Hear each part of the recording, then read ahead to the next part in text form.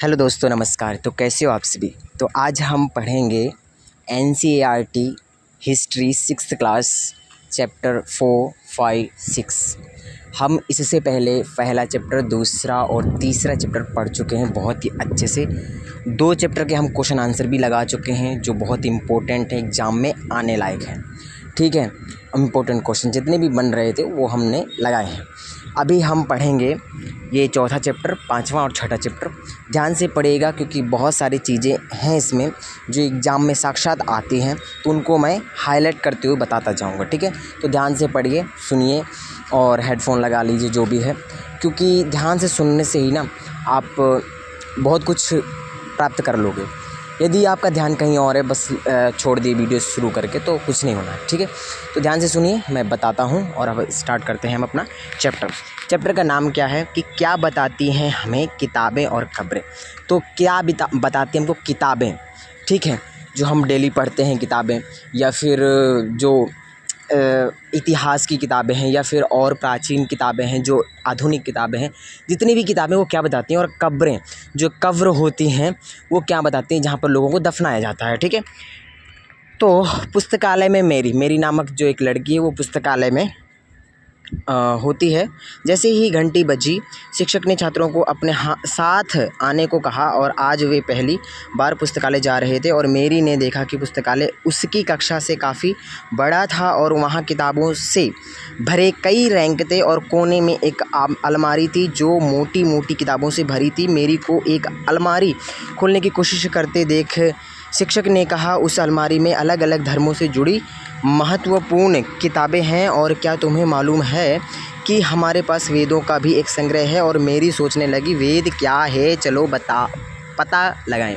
तो पुस्तकालय में मेरी मतलब क्या होता है ना, जैसे हमारे स्कूल में एक पीरियड होता है, तो उस पीरियड में एक लाइब्रेरी का भी पीरियड होता है। तो टीचर बोलता है चलो लाइब्रेरी, तो वो लाइब्रेरी गई और वहाँ पर एक कोने में बड़ी अलमारी रखी थी, वहाँ पे बहुत सारी मोटी मोटी किताबें रखी थी। तो वो उनको देख ही रही थी, तो टीचर बोला कि ये वेदों की किताबें हैं। तो वो सोचने लगी वेद क्या है। तो चलिए अब हम वेद के बारे में पढ़ते हैं, क्या बताते हैं किताबें जो बोल रहे हैं ना। तो इसमें हम इस चैप्टर में वेदों इत्यादि के बारे में पढ़ेंगे। चलिए, दुनिया के प्राचीनतम साहित्यिक स्रोतों में से एक, दुनिया के प्राचीनतम साहित्य स्रोतों में से एक है।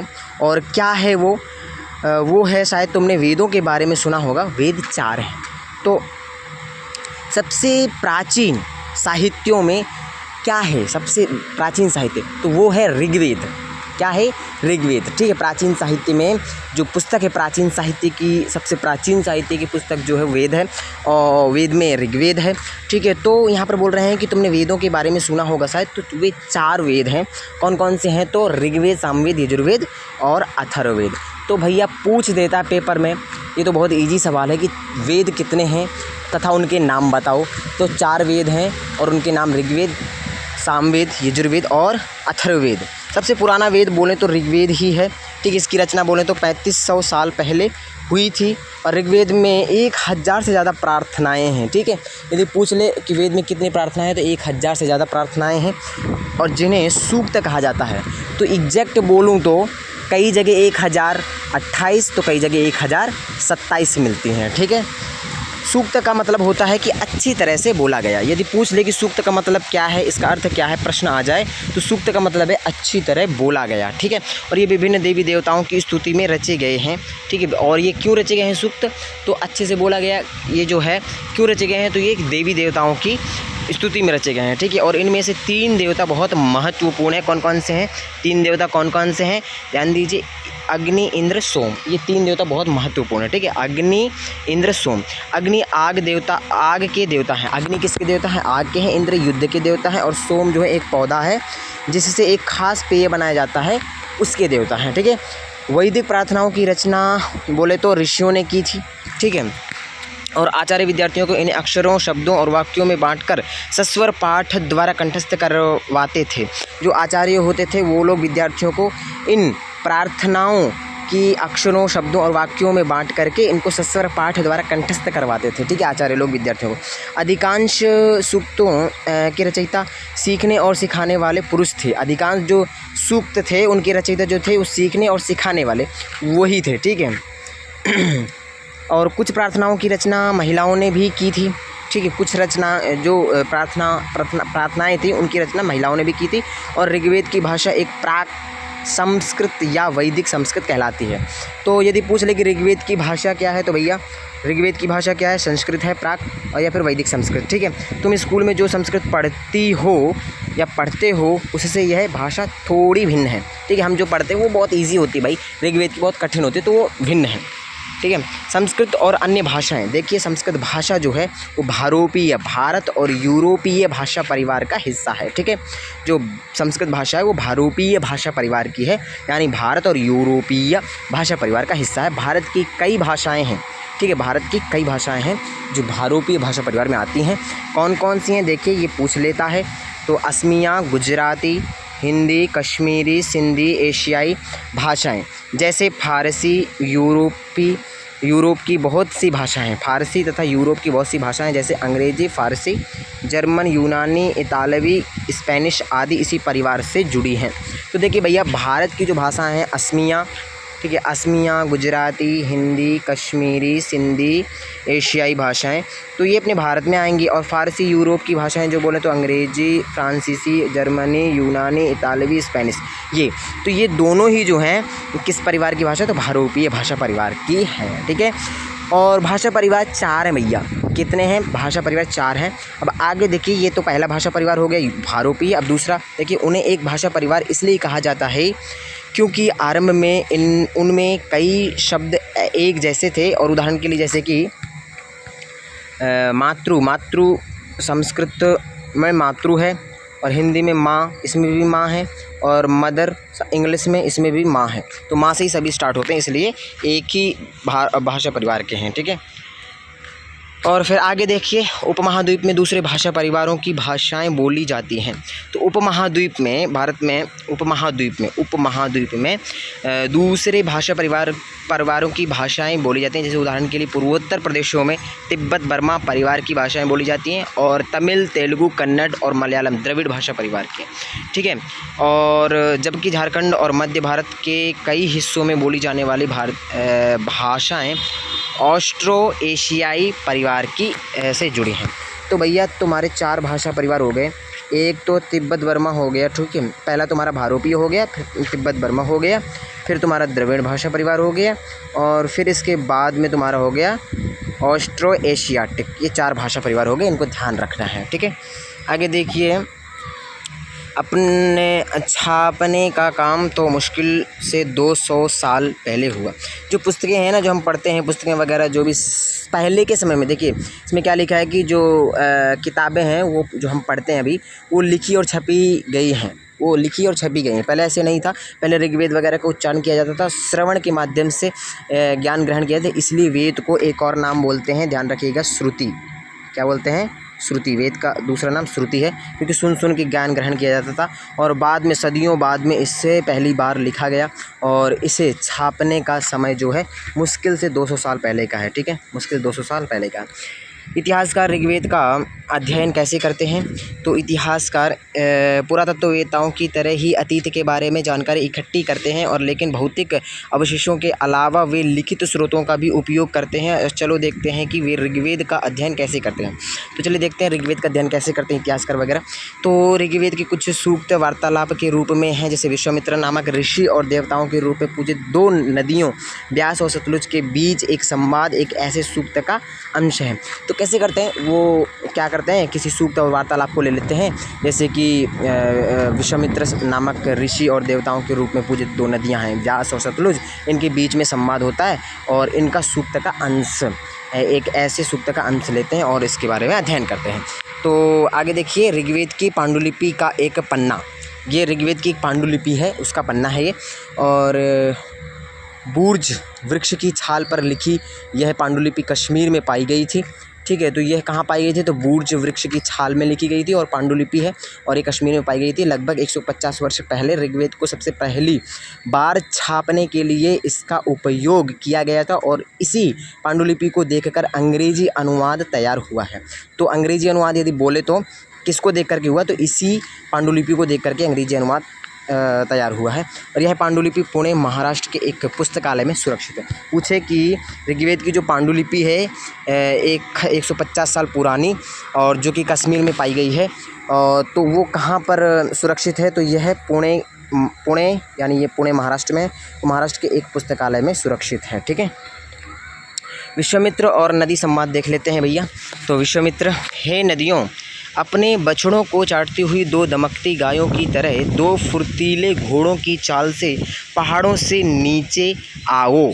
तो विश्वामित्र क्या कह रहा है नदियों को कि हे नदियों, अपने बछड़ों को चाटती हुई, जैसे कि गाय अपने बछड़ों को चाटती है वैसे अपने बछड़ों को चाटती हुई दो दमकती गायों की तरह, दो गायें जैसे कि वो बछड़ों को चाट रही हैं, तो दो गायें दमकती हुई दो फुर्तीले घोड़ों की चाल से। और चाल कैसी होनी चाहिए तुम्हारी? दो घोड़े जो हैं फुर्तीले घोड़े, ठीक है, और उनकी तरह पहाड़ों से नीचे आओ और इंद्र द्वारा दी हुई शक्ति से स्फूर्त तुम रथों की गति से, इंद्र द्वारा, किसके द्वारा? इंद्र द्वारा दी हुई शक्ति से स्फूर्त तुम रथों की गति से सागर की ओर बह रही हो। तुम जल से परिपूर्ण हो और एक दूसरे से मिल जाना चाहती हो। जल से परिपूर्ण दोनों नदियाँ और एक साथ मिल जाना चाहती। भाई सागर में जाएंगे तो सभी नदियाँ तो मिल ही जाएंगी ना। फिर नदियाँ क्या कह रहे हैं कि जल से परिपूर्ण हम देवताओं के बनाए रास्ते पर चलती हैं। हम जल से परिपूर्ण हम देवताओं के बनाए हुए रास्तों पर चलती हैं और एक बार निकलने पर हमें रोका नहीं जा सकता। हे ऋषि, तुम हमसे प्रार्थना क्यों कर रहे हो कि रुक जाओ, है ना? तो विश्वामित्र कह रहे हैं, हे बहनों, तुम गायक की प्रार्थना सुनो। मैं गायक हूँ, गायक की प्रार्थना सुनो। मैं रथों और गाड़ियों सहित बहुत दूर से आया हूँ और कृपा करके अपने जल को हमारे रथों और गाड़ियों की धुरियों के ऊपर ना उठाओ ताकि हम आसानी से उस पार जा सकें। ठीक है, तो कौन कह रहे हैं? विश्वामित्र कह रहे हैं। तो नदियाँ क्या कह रही हैं कि हम तुम्हारी प्रार्थना सुनेंगे जिससे तुम सब सुरक्षित उस पार जा सको। तो इतिहासकार यह बताते हैं कि यह प्रार्थना उस क्षेत्र में रची गई होगी जहाँ ये नदियाँ बहती हैं, और वे यह भी सुझाते हैं कि जिस समाज में ऋषि रहते थे वहाँ घोड़ों और गायों को बहुत महत्व दिया जाता था और इसलिए नदियों की तुलना घोड़ों और गायों से की गई है। ठीक है, तो वहाँ पर किसको? नदियों की तुलना में घोड़ों और गायों को ज़्यादा महत्व दिया जाता है, इसलिए इनकी तुलना उनसे की गई है। ठीक है, अब आगे देखिए, ऋग्वेद की प्रार्थनाओं में अन्य दूसरी नदियों खासकर सरस्वती, सिंधु और उसकी सहायक नदियों का भी जिक्र है। तो ऋग्वेद में सरस्वती, सिंधु और उसकी सहायक नदियों का भी जिक्र है, परंतु ये गंगा और यमुना का उल्लेख सिर्फ एक बार हुआ। ये ध्यान रखने वाली बात है। वो इम्पोर्टेंट नहीं है क्वेश्चन भाई, ये इम्पोर्टेंट है कि कौन सी नदी का उल्लेख ऋग्वेद में सिर्फ एक बार हुआ। तो गंगा और यमुना का। ठीक है, किसका? गंगा और यमुना का। मवेशी, घोड़े और रथ। तो भैया ऋग्वेद में मवेशियों, घोड़ों, खासकर पुत्रों और घोड़ों की प्राप्ति की अनेक प्रार्थनाएं हैं। किसमें? ऋग्वेद में। मवेशियों की प्राप्ति, बच्चों, खासकर पुत्रों और घोड़ों की प्राप्ति के लिए प्रार्थनाएं हैं। और घोड़ों को लड़ाई में रथ खींचने के काम में लाया जाता था और इन लड़ाइयों में मवेशी जीत कर लाए जाते थे।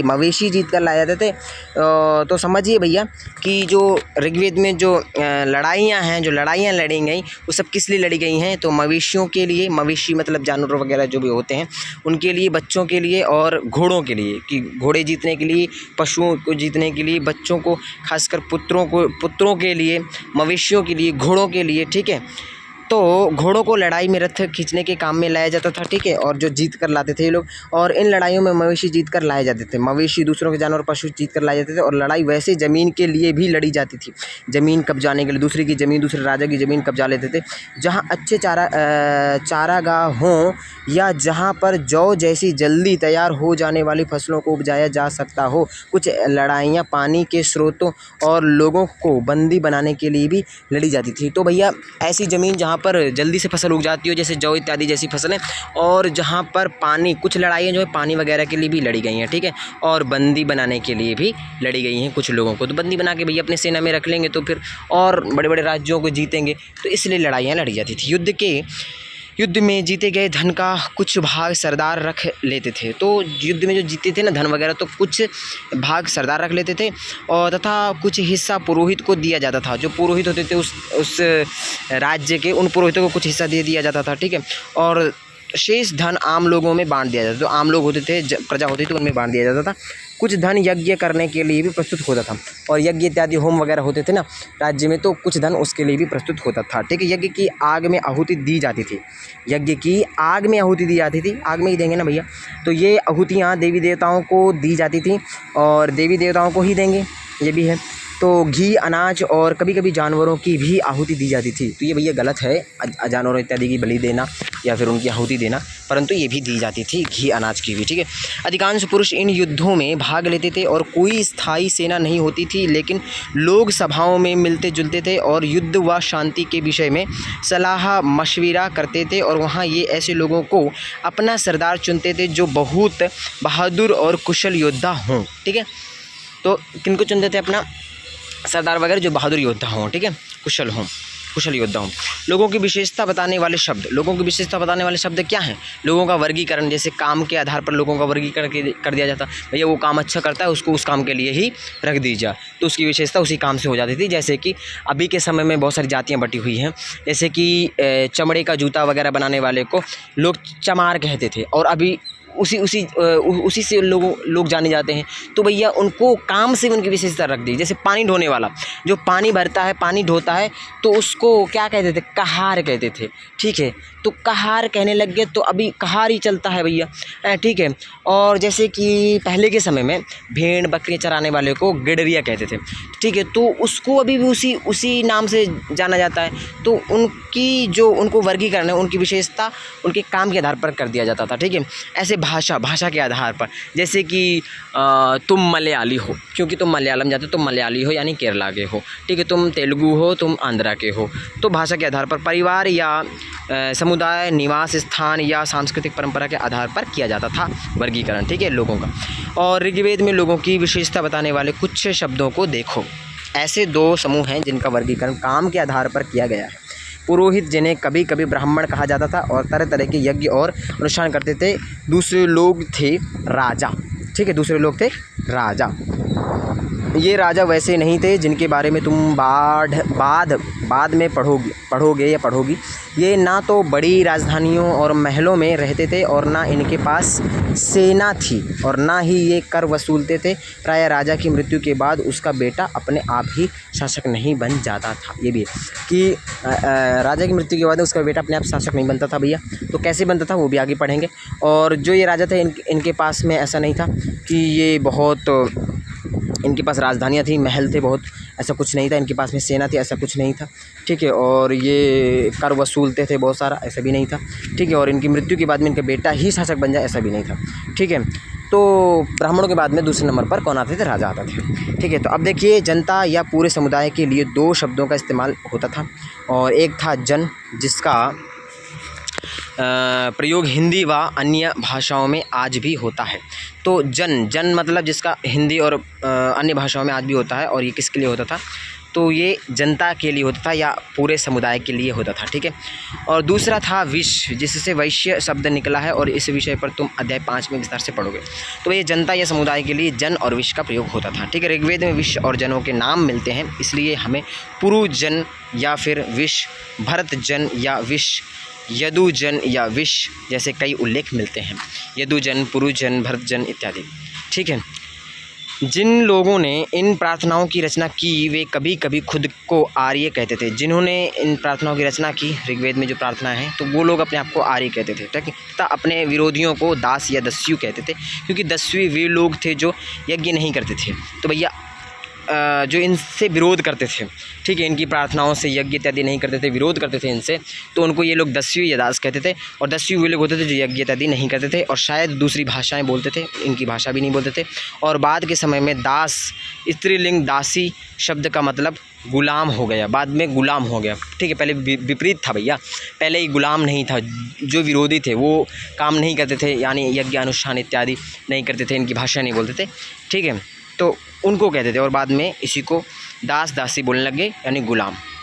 दास वे स्त्री और पुरुष होते थे जिन्हें युद्ध में बंदी बनाया जाता था और उन्हें उनके मालिक की जायदाद माना जाता था। ठीक है, तो क्या बोल रहा कि दास वे स्त्री और पुरुष होते थे जिन्हें युद्ध में बंदी बनाया जाता था और उन्हें उनके मालिक की जायदाद माना जाता था। तो यह बाद में क्या हुआ कि जो दास दासी थे, स्त्री पुरुष थे, उनको बंदी बनाया जाने लग गया। ठीक है, कमज़ोर है ना भैया, वो उतने जो दास हैं, दासी हैं, विरोधी हैं, उनके पास उतना कुछ नहीं है, सामर्थ्य नहीं, दूसरे काम करते हैं, ठीक है, दूसरे के आश्रय में रहते हैं, उनको बंदी बना लिया जाता है और वो बंदी बना करके मालिक के उसमें रहते थे, उनकी मालिक की जायदाद बन के रहते थे, ठीक है। जो कभी भी जो भी काम मालिक चाहते थे उनसे वह सब करना पड़ता था उनको और करवाते थे वो, ठीक है। तो जिस युग में उपमहाद्वीप के उत्तर पश्चिम में ऋग्वेद की रचना हो रही थी, जिस युग में, जिस समय में, ठीक है, उत्तर पश्चिम दिशा में ऋग्वेद की रचना हो रही थी, उसी समय दूसरी जगहों पर एक अलग तरह का विकास हो रहा था। उसी समय में दूसरी जगहों पर एक अलग तरह का विकास हो रहा था। देखो वहाँ क्या हो रहा था, तो देखिए, खामोश प्रहरी और कहानी महापाषाणों की, ठीक है, खामोश प्रहरी, कहानी महापाषाणों की। तो अगले पृष्ठ के चित्रों को देखो, और ये शिलाखंड महापाषाण, यानी महा फिर बड़ा फिर पाषाण फिर पत्थर। तो महापाषाण मतलब है, महा का मतलब है बड़ा, पाषाण का मतलब है पत्थर। तो बड़े पत्थर का काल, बड़े पत्थरों का काल। तो शिलाखंड, शिलाखंड मतलब पत्थर, पत्थर का टुकड़ा, तो नाम से जाने जाते थे, ठीक है, महापाषाण नाम से जाने जाते थे। और ये पत्थर दफन करने की जगह पर लोगों द्वारा बड़े करीने से लाए गए थे, बड़े करीने से लाए गए थे। और महापाषाण कब्रें बनाने की प्रथा लगभग 3000 साल पहले शुरू हुई। तो भैया अब बोले ना क्या बताते हैं कब्रें, वही है यहाँ पर। तो ये कब्र है, और कब्रों में बड़े बड़े पत्थर लगाए जाते थे, बड़े करीने के पत्थर जो लाए जाते थे। और महापाषाण जो कब्रें हैं वो बनने की जो प्रथा है वो लगभग आज से 3 साल पहले की ये बात है, ठीक है। तो यदि पूछ ले कि महापाषाण कब्रें बनाने की प्रथा लगभग कितने 100 साल पहले शुरू हुई, तो 3000 साल पहले शुरू हुई। भैया ये प्रश्न आता है, इसको ध्यान रखना है कि महापाषाण कब्रें कब बनने की प्रथा कब शुरू हुई, लगभग में 3000, ठीक है। यह प्रथा दक्कन, दक्षिण भारत, उत्तर पूर्वी भारत और कश्मीर में प्रचलित थी। कहाँ कहाँ प्रचलित थी ये प्रथा? तो दक्कन, दक्षिण भारत, उत्तर पूर्वी भारत और कश्मीर में प्रचलित थी, ठीक है। कुछ महत्वपूर्ण पाषाण पूरा स्थल मानचित्र 2 में दिखाए गए हैं, और कुछ महापाषाण जमीन के ऊपर ही दिख जाते हैं, ठीक है। कुछ महापाषाण ज़मीन के भीतर भी होते हैं, तो कुछ ऊपर ही रहते हैं, कुछ भीतर भी रहते हैं। तो देखिए जो भीतर रहते हैं उनमें कैसे जा कर के दोबारा से फिर से उनको दफनाते थे। तो कई बार पुरातत्वविदों को गोलाकार सजाए हुए पत्थर मिलते हैं। पुरातत्वविद जो पुरानी चीज़ों को खोज करके जो ढूंढते हैं, पुराने अतीत के बारे में जानकारी लेते हैं, तो वो लोग क्या किए कि उन लोगों को गोलाकार सजाए हुए पत्थर मिले हैं, और कई बार अकेला खड़ा हुआ पत्थर भी मिला है। और ये एकमात्र प्रमाण है जो ज़मीन के नीचे कब्रों को दर्शाते हैं, ठीक है। तो ये प्रमाण है, ज़मीन के नीचे कब्र थीं। महापाषाणों के निर्माण के लिए लोगों को कई तरह के काम करने पड़ते थे। तो महापाषाणों के निर्माण के लिए जो लोग थे उनको कई तरह काम करने पड़ते थे। कैसे काम करने पड़ते थे? जैसे हमने जो कार्यों की सूची बनाई है उन्हें क्रमबद्ध करो। जैसे कि गड्ढे खोदना होता है, ठीक, भैया कब्र बनाना है तो गड्ढे तो खोदना पड़ेगा, ज़मीन के नीचे तुमको यदि दफनाना है तो गड्ढे खोदना। फिर शिलाखंडों को ढोकर लाना, दूसरी जगह से शिलाखंडों को वहाँ पर ढोकर लाना। बड़े पत्थरों को तराशना, यदि बड़े बड़े पत्थर ज़्यादा बड़े हैं तो उनको भी तराशना भी पड़ेगा, क्योंकि उसके इर्द गिर्द रखना है ना पत्थर, तो वो आ सकें अच्छे से। और मरे हुए को दफनाना, और फिर इसके बाद मरे हुए दफना दिए जाते हैं। इन सब कब्रों में कुछ समानताएं हैं। सामान्यतया मृतकों को खास किस्म की मिट्टी के बर्तनों के साथ दफनाया जाता था, ठीक है, और जिन्हें काले लाल मिट्टी के बर्तनों ब्लैक एंड रेड वेयर के नाम से जाना जाता है। यदि भैया पूछ ले कि मिट्टी के बर्तनों के साथ दफनाया तो जाता था, ठीक है, महापाषाण काल में, जिन्हें काले लाल मिट्टी के बर्तनों और काले लाल मिट्टी के बर्तन के साथ दफनाया जाता था। और काले लाल मिट्टी के जो बर्तन उनको क्या कहा जाता था? तो black and red ware, black and red ware के नाम से जाना जाता था, ब्लैक एंड रेड वेयर के नाम से जाना जाता था, ठीक है, काले और लाल मिट्टी के बर्तनों को। तो इनके साथ ही मिले हैं लोहे के औजार, हथियार, घोड़ों के कंकाल और सामान तथा पत्थर और सोने के गहने। तो ये सब भी दफनाते थे, तभी ये सब मिले हैं। क्या क्या मिले? लोहे के औजार, हथियार, घोड़ों के कंकाल और सामान तथा पत्थर और सोने के गहने। तो ये भी देख लीजिए कोने में जो लिखा है, ठीक है, इसको भी देख लीजिए थोड़ा सा। इस तरह के महापाषाण, किस तरह के? ये ऊपर जो दिख रहे हैं, इस तरह के महापाषाण को ताबूत शवाधान शिष्ट कहा जाता था। तो इसको क्या कहा जाता? ताबूत शवाधान। याद रखिए, ताबूत शवाधान, इस तरह के महापाषाण को कहा जाता है ताबूत शवाधान, यानी ब्रैकेट में शिष्ट लिखा है तो शिष्ट से भी आ सकता है, तो कहा जाता है। और यहाँ दिखाए गए शिष्ट में एक पोर्ट हॉल यानी बड़ा सुराग होता था। पोर्ट हॉल, बड़ा सुराग, देखिए ये है, यहाँ से ये है ना बड़ा सुराग, तो यहाँ से है, यहाँ से फिर अंदर आकर के इसमें दफना देते थे। तो इसमें एक पोर्ट हॉल, बड़ा सुराग है जो शायद पत्थरों से बने हुए कमरों में जाने का रास्ता है। तो वो रास्ता है, दिखा दिया मैंने, ठीक है। महापाषाण कब्रों से मिले लोहे के सामान, तो ये लोहे के सामान देख लीजिए भैया, ठीक है। और बाईं ओर घोड़े के लिए सामान, नीचे बाईं ओर कुल्हाड़ियाँ, नीचे एक कटार, तो ये भैया कटार वगैरह भी देख लीजिए, ये है कटार वगैरह, ठीक है। और जो भी है कुल्हाड़ी वगैरह जो भी। फिर आगे चलिए,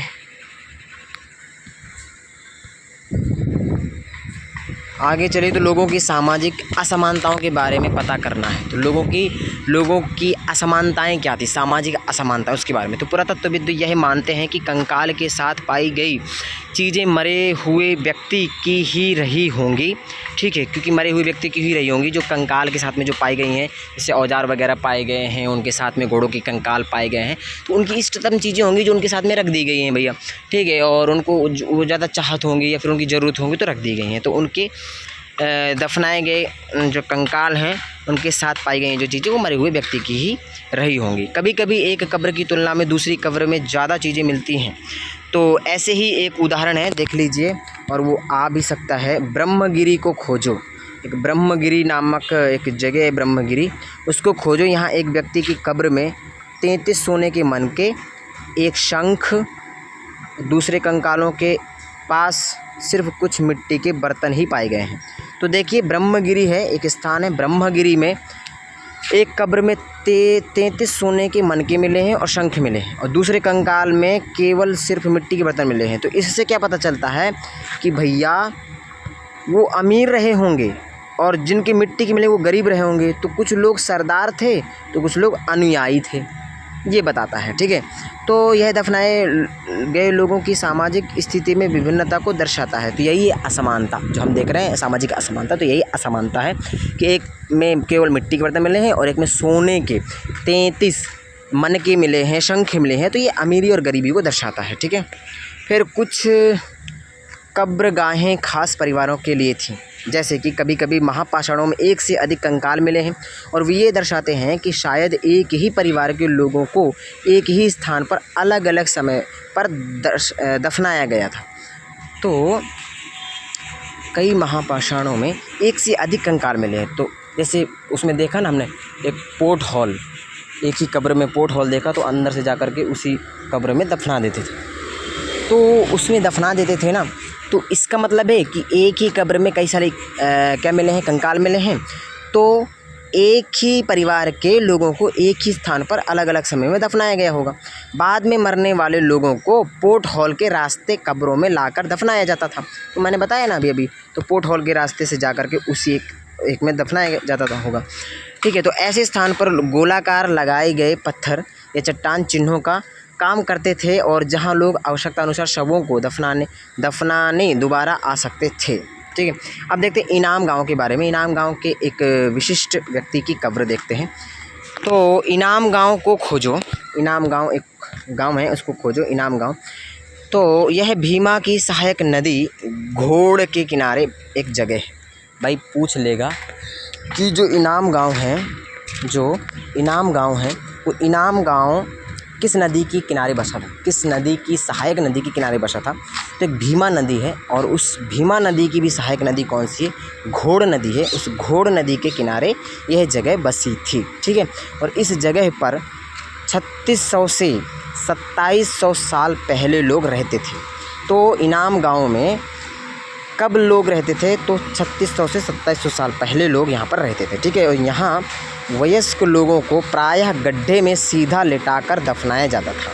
तो यहाँ पर कैसे लोगों को सीधा लेटा करके दफनाया जाता था, तो वयस्क लोगों को इस गड्ढे में सीधा लेटा करके दफनाया जाता था। और उनका सिर किस दिशा में होता था, उनका सिर उत्तर की ओर होता था, ठीक है। उनका सिर उत्तर दिशा की ओर होता था और कई बार उन्हें घर के अंदर ही दफनाया जाता था। और कई बार उन्हें कहाँ दफनाया जाता? घर के अंदर ही दफनाया जाता था। ऐसे बर्तन जिनमें शायद खाना और पानी हो, दफनाए गए शव के पास रख दिए जाते थे, क्योंकि वो लोग सोचते थे कि उनको भूख लगेगी तो खा लेंगे और प्यास लगेगी तो पानी पी लेंगे।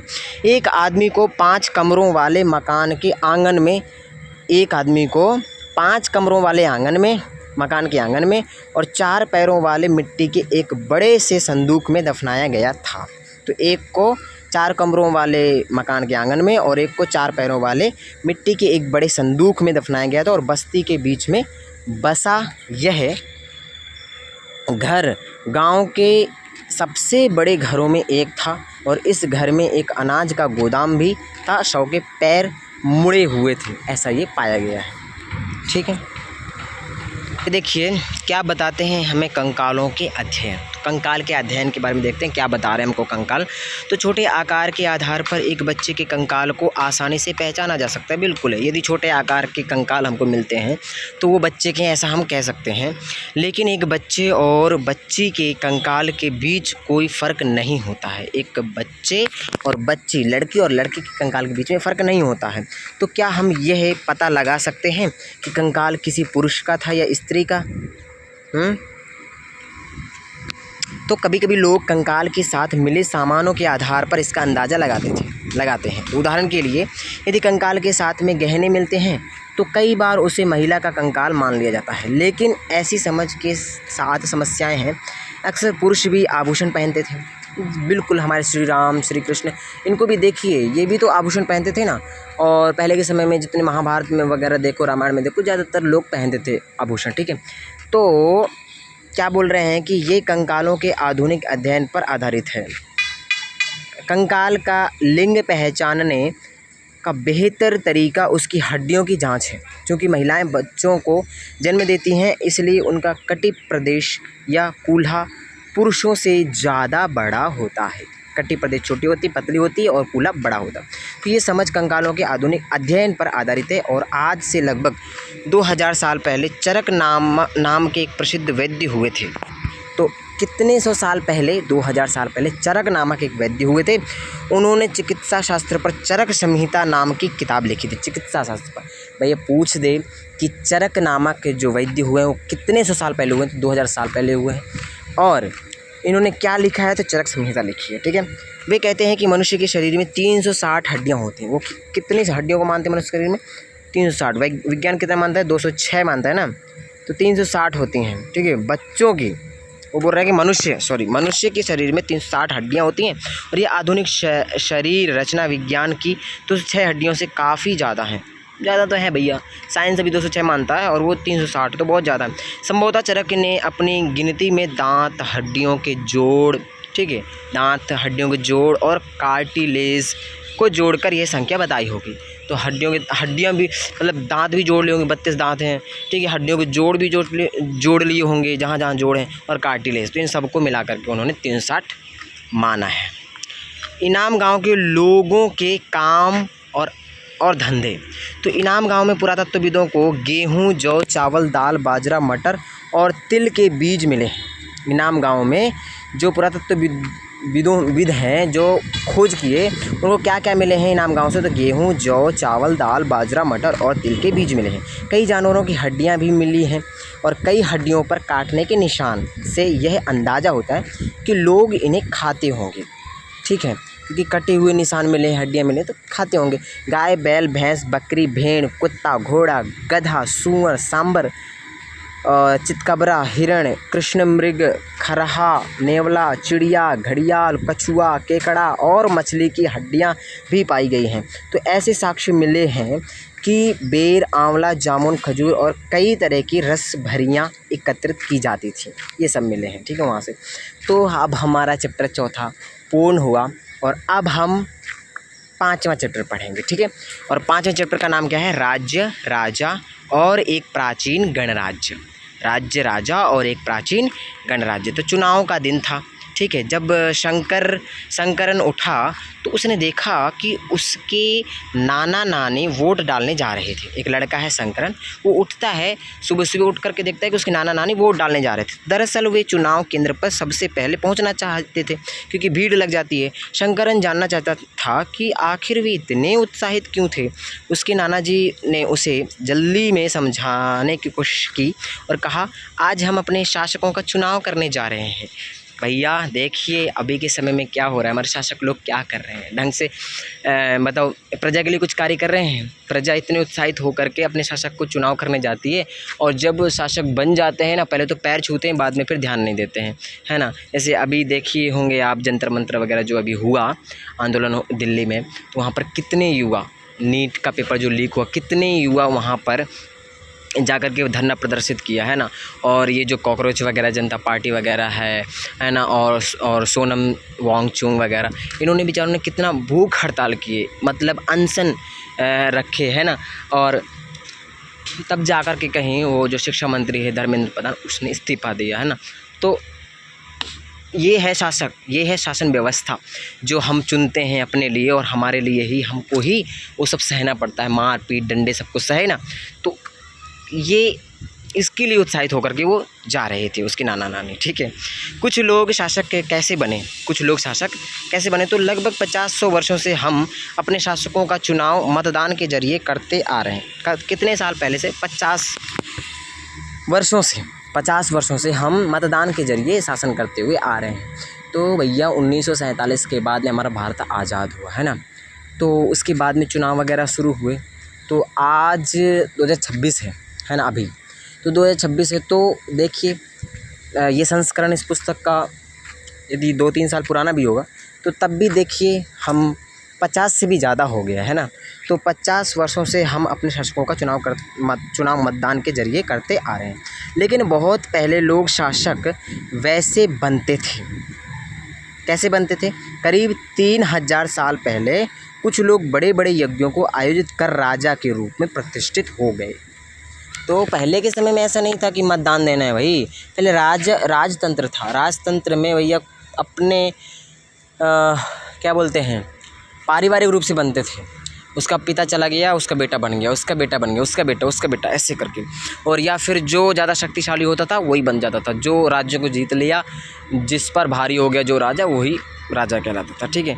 3000 साल पहले कुछ लोग बड़े बड़े यज्ञों को आयोजित कर राजा के रूप में प्रतिष्ठित हो गए थे, यज्ञों करके। कितने 100 साल पहले? 3000 साल। तो अश्वमेध यज्ञ एक ऐसा ही आयोजन था। अश्वमेध यज्ञ में क्या होता है भाई, एक अश्व होता है, घोड़ा होता है, उसको छोड़ा जाता है यज्ञ से पहले, और जहाँ जहाँ वो जाता है उस राज्य को वो लोग कब्जा लेते हैं अश्वमेध यज्ञ करने के बाद, ठीक है। और जिन जिन राज्यों में घूम करके घोड़ा वापस आ जाता है, जब तक नहीं आता है, जहाँ तक जाता है वहाँ तक का राज्य उस राजा का होता है, और जब वापस आ जाता है जहाँ घूम करके जितने राज्य में, वो राज्य हो जाता है। यदि वहाँ के राजा नहीं मानते हैं तो उनसे युद्ध लड़ा जाता है, और युद्ध में जीतने के बाद में इनकी हो जाती है, ठीक है। और यदि मान जाता है तो उनको भैया वो उसी तरह ठाट बाट से रखा जाता है, परंतु वो राजा का ही हो जाती है, ज़मीन कब्जे में आ जाती है, ठीक है। तो अश्वमेध यज्ञ एक ऐसा ही आयोजन था, और इसमें एक घोड़े को राजा के लोगों की देख रेख में स्वतंत्र विचरण के लिए छोड़ दिया जाता था, ठीक है। और इस घोड़े को किसी दूसरे राजा ने रोका तो उसे वहाँ अश्वमेध यज्ञ करने वाले राजा से लड़ाई लड़नी पड़ती थी। हाँ, बोला ना, एक राजा को घोड़ा को छोड़ा जाता था और वो दूसरे राज्य वगैरह में जाता था। वहाँ पर यदि किसी राजा ने उसको बंदी बना लिया, उस घोड़े को, तो उस अश्वमेध यज्ञ करने वाले राजा से उसको युद्ध लड़ना पड़ता था। यदि युद्ध में पराजय हो गए तो उसका राज्य मिलेगा, और मतलब जीत गया तो मिलेगा, नहीं जीता तो यानी पराजित हो गया यदि उधर का राजा, तो अश्वमेध यज्ञ करने वाले राजा को ही मिलेगा, क्योंकि अश्वमेध यज्ञ करने वाला राजा जीत जाएगा तो इसको मिलेगा, ठीक है। लड़ाई करनी पड़ती थी, और अगर उन्होंने घोड़े को जाने दिया तो इसका मतलब यह होता था कि अश्वमेध यज्ञ करने वाला राजा उनसे ज़्यादा शक्तिशाली था, और इसके बाद उन राजाओं को यज्ञ में आमंत्रित किया जाता था, और यह यज्ञ विशिष्ट पुरोहितों द्वारा संपन्न किया जाता था, ठीक है।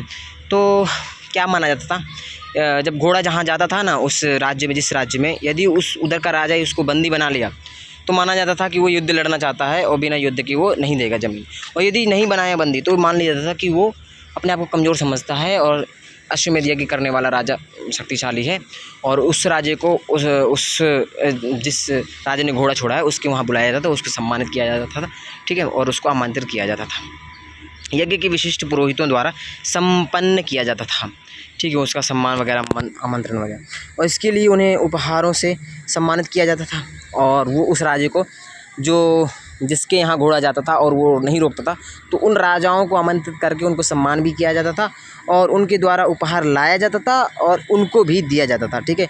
अश्वमेध यज्ञ करने वाला राजा बहुत शक्तिशाली माना जाता था। अश्वमेध यज्ञ जो करता था ना वो राजा, तो ऐसे नहीं होता था, वो बहुत शक्तिशाली होता था और माना भी जाता था। यज्ञ में आमंत्रित सभी राजा उसके लिए उपहार लाते थे, और यज्ञ जो होता था ना, उस यज्ञ में जो जितने भी राजा आमंत्रित किए जाते थे वो सभी उसके लिए उपहार लाते, ठीक है। इन सभी आयोजनों में राजा का मुख्य स्थान होता था, ठीक है, इन सभी आयोजनों में राजा का मुख्य स्थान होता था और उसे राज सिंहासन या बाघ की खाल के एक विशेष आसन पर बिठाया जाता था।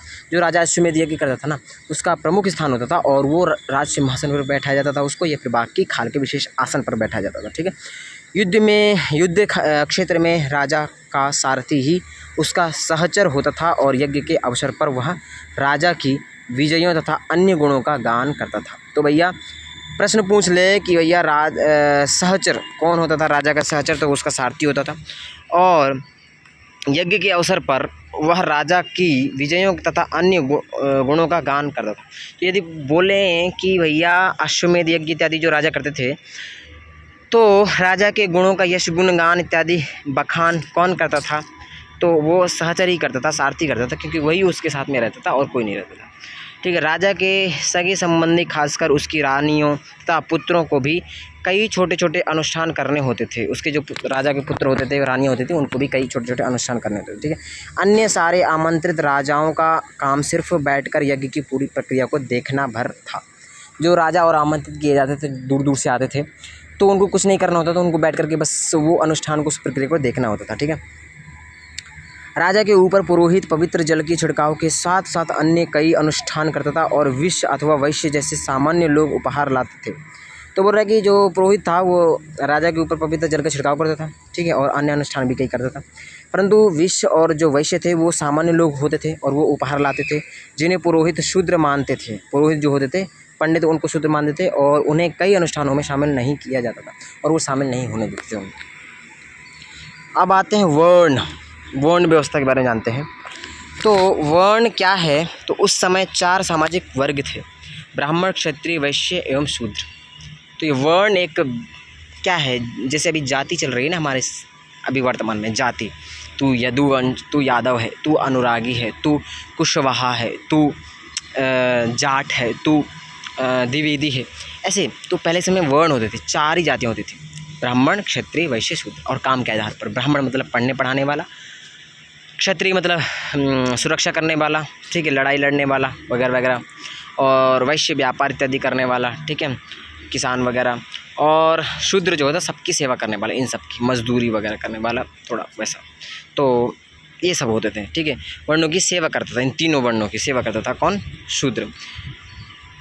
अब ऊपर दिया नहीं है तो देखिए नीचे एक पात्र दिया है, इस पात्र के बारे में थोड़ा देखते हैं, इसके बाद में फिर जनपद के बारे में पढ़ेंगे हम। इसमें क्या है, वैश्य जो होता था क्या करता था, खेती, पशु, इसको पढ़ तो लेते हैं, मैंने तो अपने आप ही ऐसे बता दिया आपको। उस समय 4 सामाजिक वर्ग थे और ब्राह्मण, क्षत्रिय, वैश्य एवं शूद्र। ब्राह्मणों का काम वेदों का अध्ययन, अध्यापन और यज्ञ करना था, जिनके लिए उन्हें उपहार मिलता था, और क्षत्रियों का काम युद्ध करना और लोगों की रक्षा करना। वैश्यों के काम खेती, पशुपालन तथा व्यापार थे, और शूद्रों का काम अन्य तीनों वर्गों की सेवा करना था, ठीक है। चित्र दूषित पात्र, धूसर पात्र, इस तरह के पात्रों में ज़्यादातर थालियाँ और कटोरियाँ ही मिली हैं, और ये पात्र बहुत ही पतली सतह के, सुंदर और चिकने हैं, और शायद इसका प्रयोग खास मौके पर महत्वपूर्ण लोगों को भोजन परोसने के लिए किया जाता था। ये जो पत्र दिख रहा है, ठीक है, इसको देखिए। अब जनपद के बारे में देखते हैं, जनपद, ठीक है।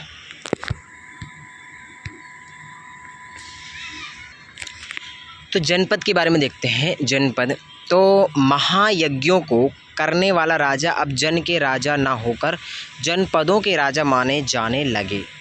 जो महायज्ञ करते थे ना राजा लोग, तो वो केवल अब जन के राजा नहीं, महाजनों के राजा, जनपदों के राजा माने जाने लगे। तो इसलिए उसको उनको जनपद कहा जाने लगा। जनपद का शाब्दिक अर्थ होता है जन के बसने की जगह होता है।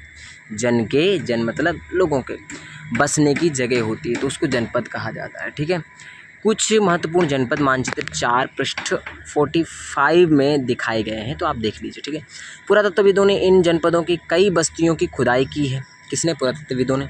ठीक है, और दिल्ली में पुराना किला, ठीक है, उत्तर प्रदेश में मेरठ के पास हस्तिनापुर और एटा के पास अतरंजी खेड़ा इनमें प्रमुख है। तो जो पुरातत्वविद हैं उन्होंने इन जनपदों की खुदाई की है और इनमें कई बस्तियों की खुदाई की है इन्होंने, और उनमें से कई सारे जनपद मिले, जैसे कि दिल्ली में पुराना किला मिला है, उत्तर प्रदेश में मेरठ के पास हस्तिनापुर और एटा के पास अतरंजी खेड़ा इनमें प्रमुख है। और खुदाई से पता चलता है कि लोग झोपड़ियों में रहते थे। इनकी खुदाई से तीनों पता चलता है कि झोपड़ियों में रहते थे और मवेशियों तथा अन्य जानवरों को पालते थे। ठीक है, और वे चावल, गेहूँ, धान, जौ, दालें, गन्ना, तिल तथा सरसों जैसी फसलें उगाते थे। ठीक है, तो आगे बढ़ते हैं हम। लोग मिट्टी के बर्तन भी बनाते थे। लोग मिट्टी के बर्तन भी बनाते थे उस समय पर, उनकी खुदाई से पता चलता है। किसकी? अतरंजी खेड़ा, हस्तिनापुर, ठीक है, और लाल किला और दिल्ली का पुराना किला। ठीक है, तो लोग मिट्टी के बर्तन बनाते थे और इनमें से कुछ धूसर और कुछ लाल रंग के होते थे, जो ऊपर हमने देखा। और इन पुरास्थलों में कुछ विशेष प्रकार के बर्तन मिले हैं जिन्हें चित्रित धूसर पात्र कहा जाता है। तो भैया इन पुरास्थलों में कुछ विशेष प्रकार के बर्तन भी मिले हैं जिन्हें चित्रित धूसर पात्र कहा जाता है और के रूप में जाना जाता है। ठीक है, और जैसा कि इनके नाम से ही स्पष्ट है, इन बर्तनों पर चित्रकारी की गई है और ये आमतौर पर सरल रेखाओं तथा ज्यामितीय आकृतियों के रूप में है। ठीक है, ये पात्र जो मिले हैं। महाजनपद के बारे में देखते हैं। करीब 2500 साल पहले कुछ जनपद अधिक महत्वपूर्ण हो गए थे। 2500 साल पहले, कितने सौ साल पहले कुछ जनपद महत्वपूर्ण हो गए थे? 2500 साल पहले, और इन्हें महाजनपद कहा जाने लगा। और मानचित्र 4 में कुछ जनपदों को दिखाया गया है, तो आप खुद देख लीजिए। अधिकतर महाजनपदों की एक राजधानी होती थी। ठीक है, महाजनपद जो होते थे भैया, जनपद से महाजनपद बना। जो जनपद बड़े हो जाते थे ना धीरे धीरे, तो वो महाजनपदों का रूप ले लेते थे। तो उनकी राजधानी होती थी और कई राजधानियों में किलेबंदी की गई थी, क्योंकि दूसरों से डर होता था ना, ठीक है, दूसरे राजाओं से, तो इसलिए। और इनके चारों ओर लकड़ी, ईंट या पत्थर की ऊंची दीवारें बनाई गई थी। ठीक है, महाजनपदों के चारों ओर लकड़ी और ईंट पत्थर की ऊंची दीवारें बनाई गई थी। तो ये मानचित्र है और इस मानचित्र में भैया आप देख सकते हो। ठीक है, तो आगे चलिए। ऐसा लगता है कि लोगों ने अन्य राजाओं के आक्रमण से डरकर अपनी सुरक्षा के लिए इन किलों का निर्माण किया। मैंने पहले बताया, कुछ राजा अपनी राजधानी के चारों ओर विशाल, ऊंची और प्रभावशाली दीवार खड़ी कर अपनी समृद्धि और शक्ति का प्रदर्शन भी करते थे। तो कुछ राजा थे जो बड़ी बड़ी दीवारें खड़ी कर लेते थे, ठीक है, दरवाजे लगा लेते थे, किलेबंदी कर लेते थे, तो अपना प्रभाव भी दिखाते थे। ठीक है, प्रदर्शन भी करते थे अपनी शक्ति का कि हम शक्तिशाली हैं, और कई लोग डर से भी करते थे। इस तरह से किले के अंदर रहने वाले लोगों और उस क्षेत्र पर नियंत्रण रखना भी सरल हो जाता था। तो इस तरह से उस क्षेत्र का संरक्षण करना और उस क्षेत्र के लोगों की सुरक्षा करना इत्यादि भी सरल हो जाता था, नियंत्रण रख पाना, ठीक है, राजा के लिए। ठीक है, तो इस तरह की विशाल दीवार बनाने के लिए व्यापक योजना की आवश्यकता होती थी। भैया बड़ी बड़ी दीवारें बनाओगे इस तरह की, तो योजना तो चाहिए ना। ठीक है, तो योजना की ज़रूरत होती थी और लाखों की संख्या में ईंटों तथा पत्थरों का इंतजाम भी करना पड़ता था। इतनी बड़ी बड़ी दीवारें बनाओगे, इतना महाजनपद है, इतने दूर दूर में फैला है, तो उसके लिए लाखों ईंटें लगेंगी, पत्थर लगेंगे, इनका इंतजाम करना पड़ेगा। हजारों स्त्री पुरुषों तथा बच्चों ने इसके लिए अथक परिश्रम किया होगा। तो हजारों बच्चों ने और स्त्री पुरुषों ने अथक परिश्रम भी किया होगा। क्यों नहीं किया होगा भाई? उस समय राजा की चलती थी, तो स्त्री पुरुष करना ही पड़ेगा, कुछ भी हो जाए। बच्चों को भी करना पड़ता था उस समय, अभी तो नहीं कर सकते हैं। अभी यदि 6 साल से 14 साल का बच्चा यदि काम करता है ना, तो उसके माँ बाप को जेल हो जाएगी, ऐसा होता है ना। और अब तो ऐसा भी हो गया है कि भैया 14 साल तक तो कर ही नहीं सकता है, और 18 साल तक कोई जोखिम भरा काम नहीं कर सकता है, ज़्यादा हाई फाई।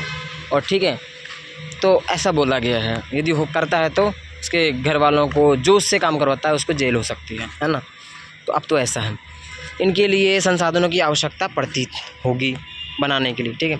कौशाम्बी किले की दीवार देख लीजिए, ये दीवार जो दिखाई जा रही है कौशाम्बी किले की दीवार है और ये चित्र आधुनिक उत्तर प्रदेश के इलाहाबाद के पास मिली है, ठीक है। ये चित्र कहाँ मिली है, तो आधुनिक उत्तर प्रदेश के इलाहाबाद के पास।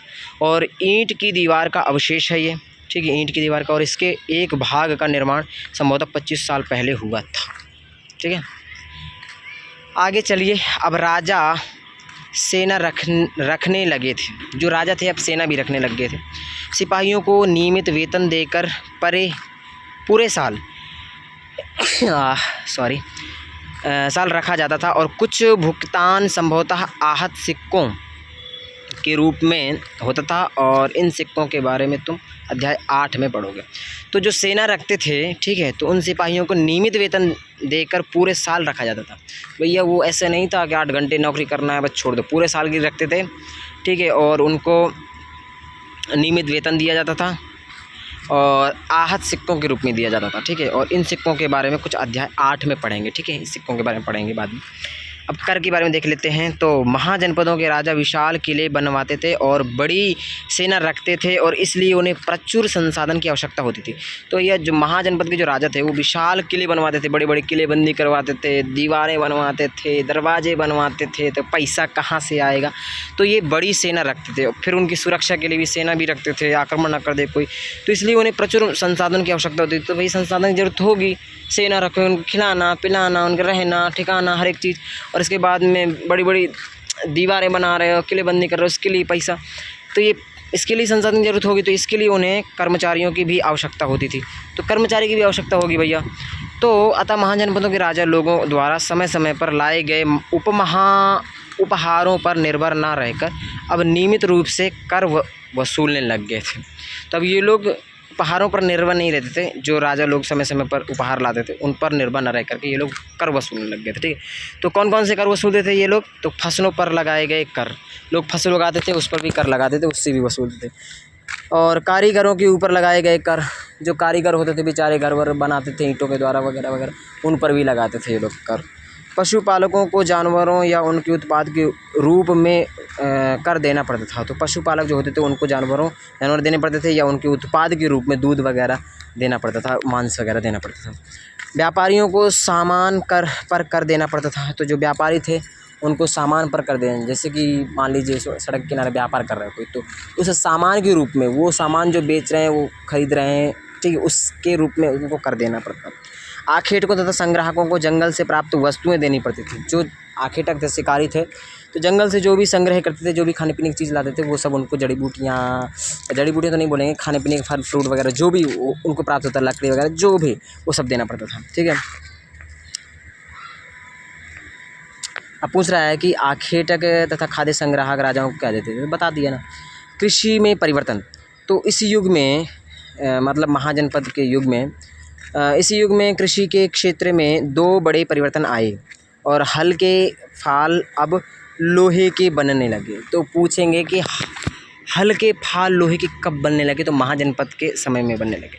अब कठोर ज़मीन को लकड़ी के फाल की तुलना में लोहे के फाल आसानी से जोता जा सकता था और इससे फसलों की उपज बढ़ गई। और दूसरे लोगों ने धान के पौधों का रोपण शुरू किया, और अर्थात खेतों में बीज छिड़क कर धान उपजाने के बजाय धान की पौध तैयार कर उनका रोपण शुरू किया गया। और अब पहले की तुलना में बहुत ज़्यादा पौधे जीवित रह जाते थे और इसलिए पैदावार भी ज़्यादा होने लगे। तो भैया लकड़ी के हल चलाते थे तो उससे ज़्यादा नीचे तक जुताई नहीं हो पाती थी, और अब लोहे के फाल चलने लगे तो लोहे के फाल अपनी ज़्यादा नीचे तक जुताई कर पाते हैं अच्छे से।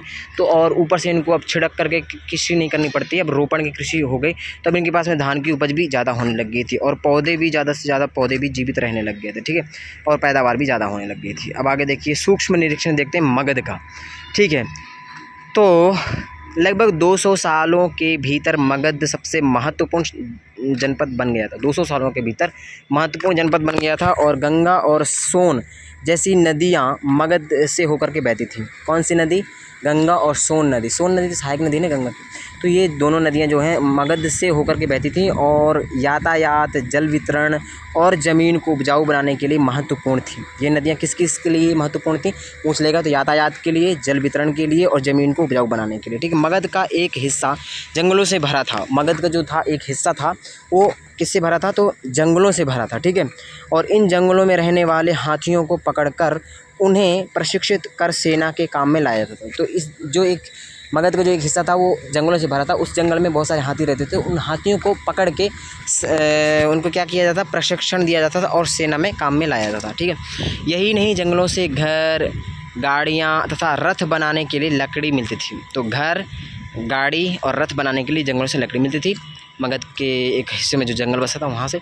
और इसके अलावा इस क्षेत्र में लौह अयस्क की खदानें हैं। और इसके अलावा ये जो क्षेत्र है, जंगल है, उसमें लौह और अयस्क की खदानें भी हैं और मजबूत औजार और हथियार बनाने के लिए बहुत उपयोगी हैं ये लौह और अयस्क।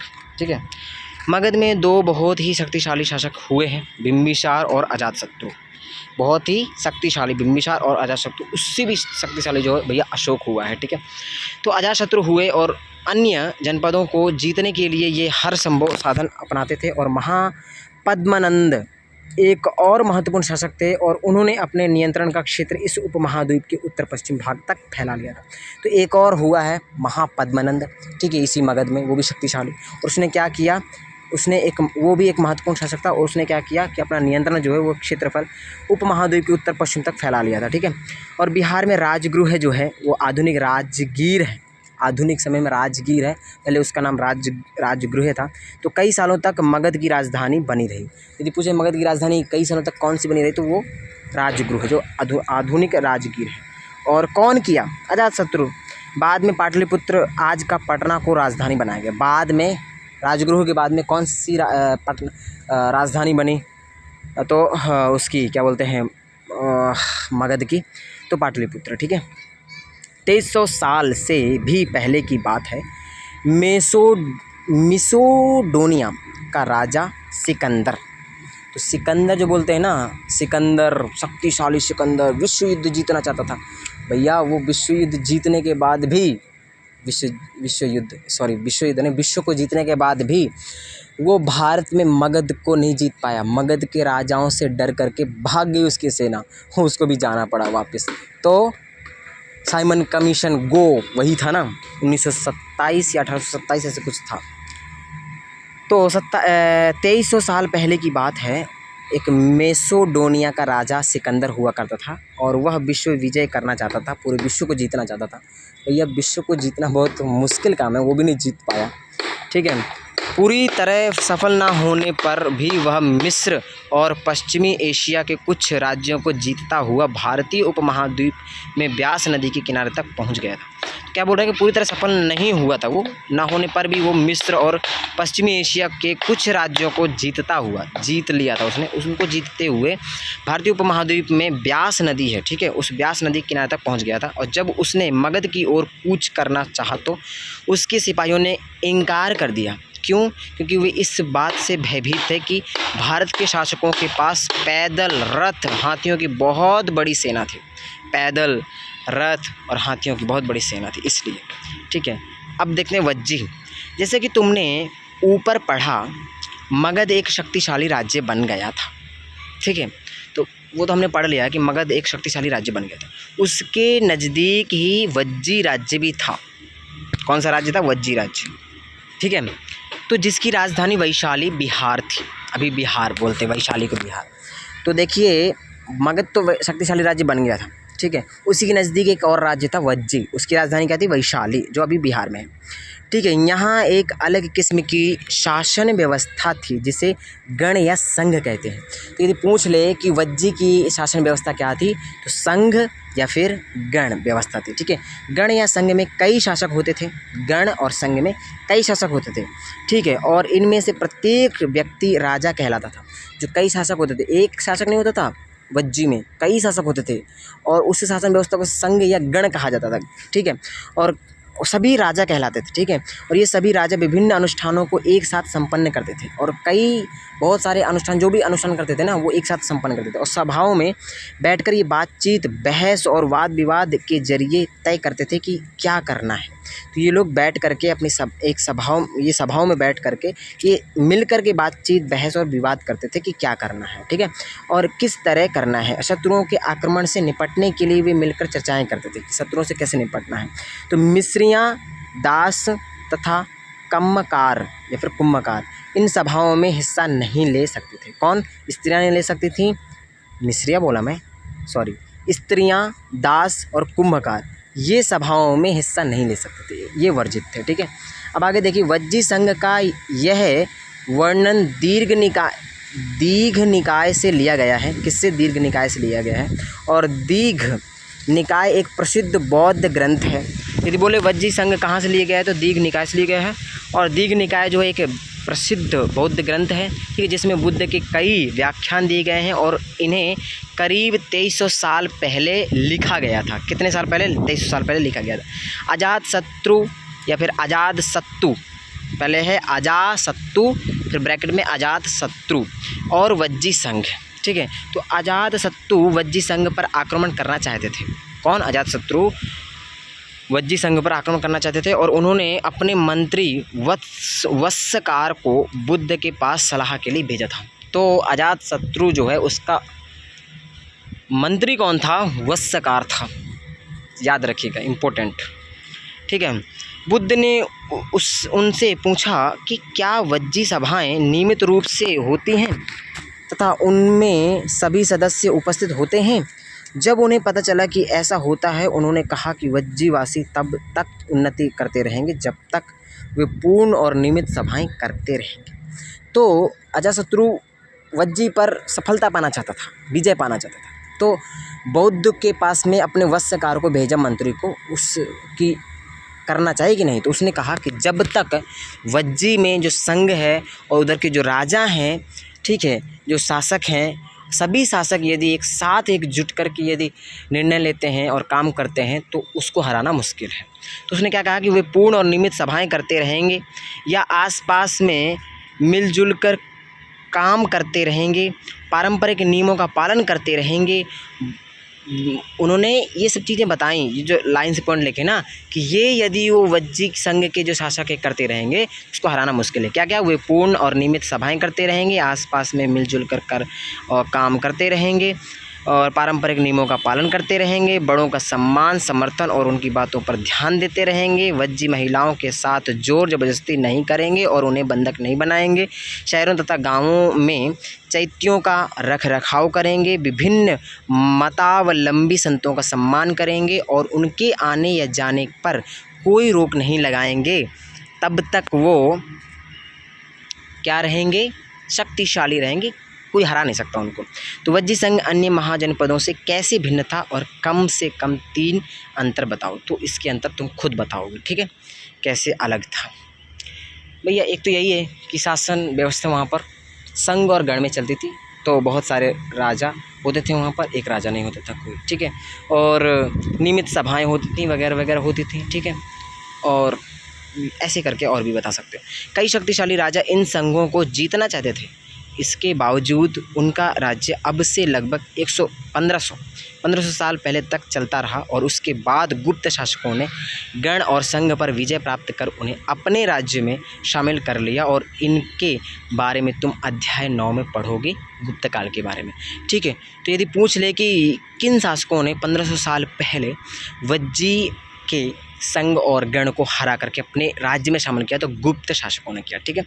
तो ये भी तुम्हारा चैप्टर समाप्त हो गया, ठीक है। और अब है हमारा 6ठा चैप्टर और इसको भी कंप्लीट करने के बाद में फिर हम आराम करेंगे, ठीक है। और फिर नेक्स्ट वीडियो चैप्टर लेकर के आएंगे 7वां, 8वां, 9वां, 10वां। ये कंप्लीट होने के बाद में फिर हम 7वीं क्लास की हिस्ट्री को पढ़ेंगे, ठीक है।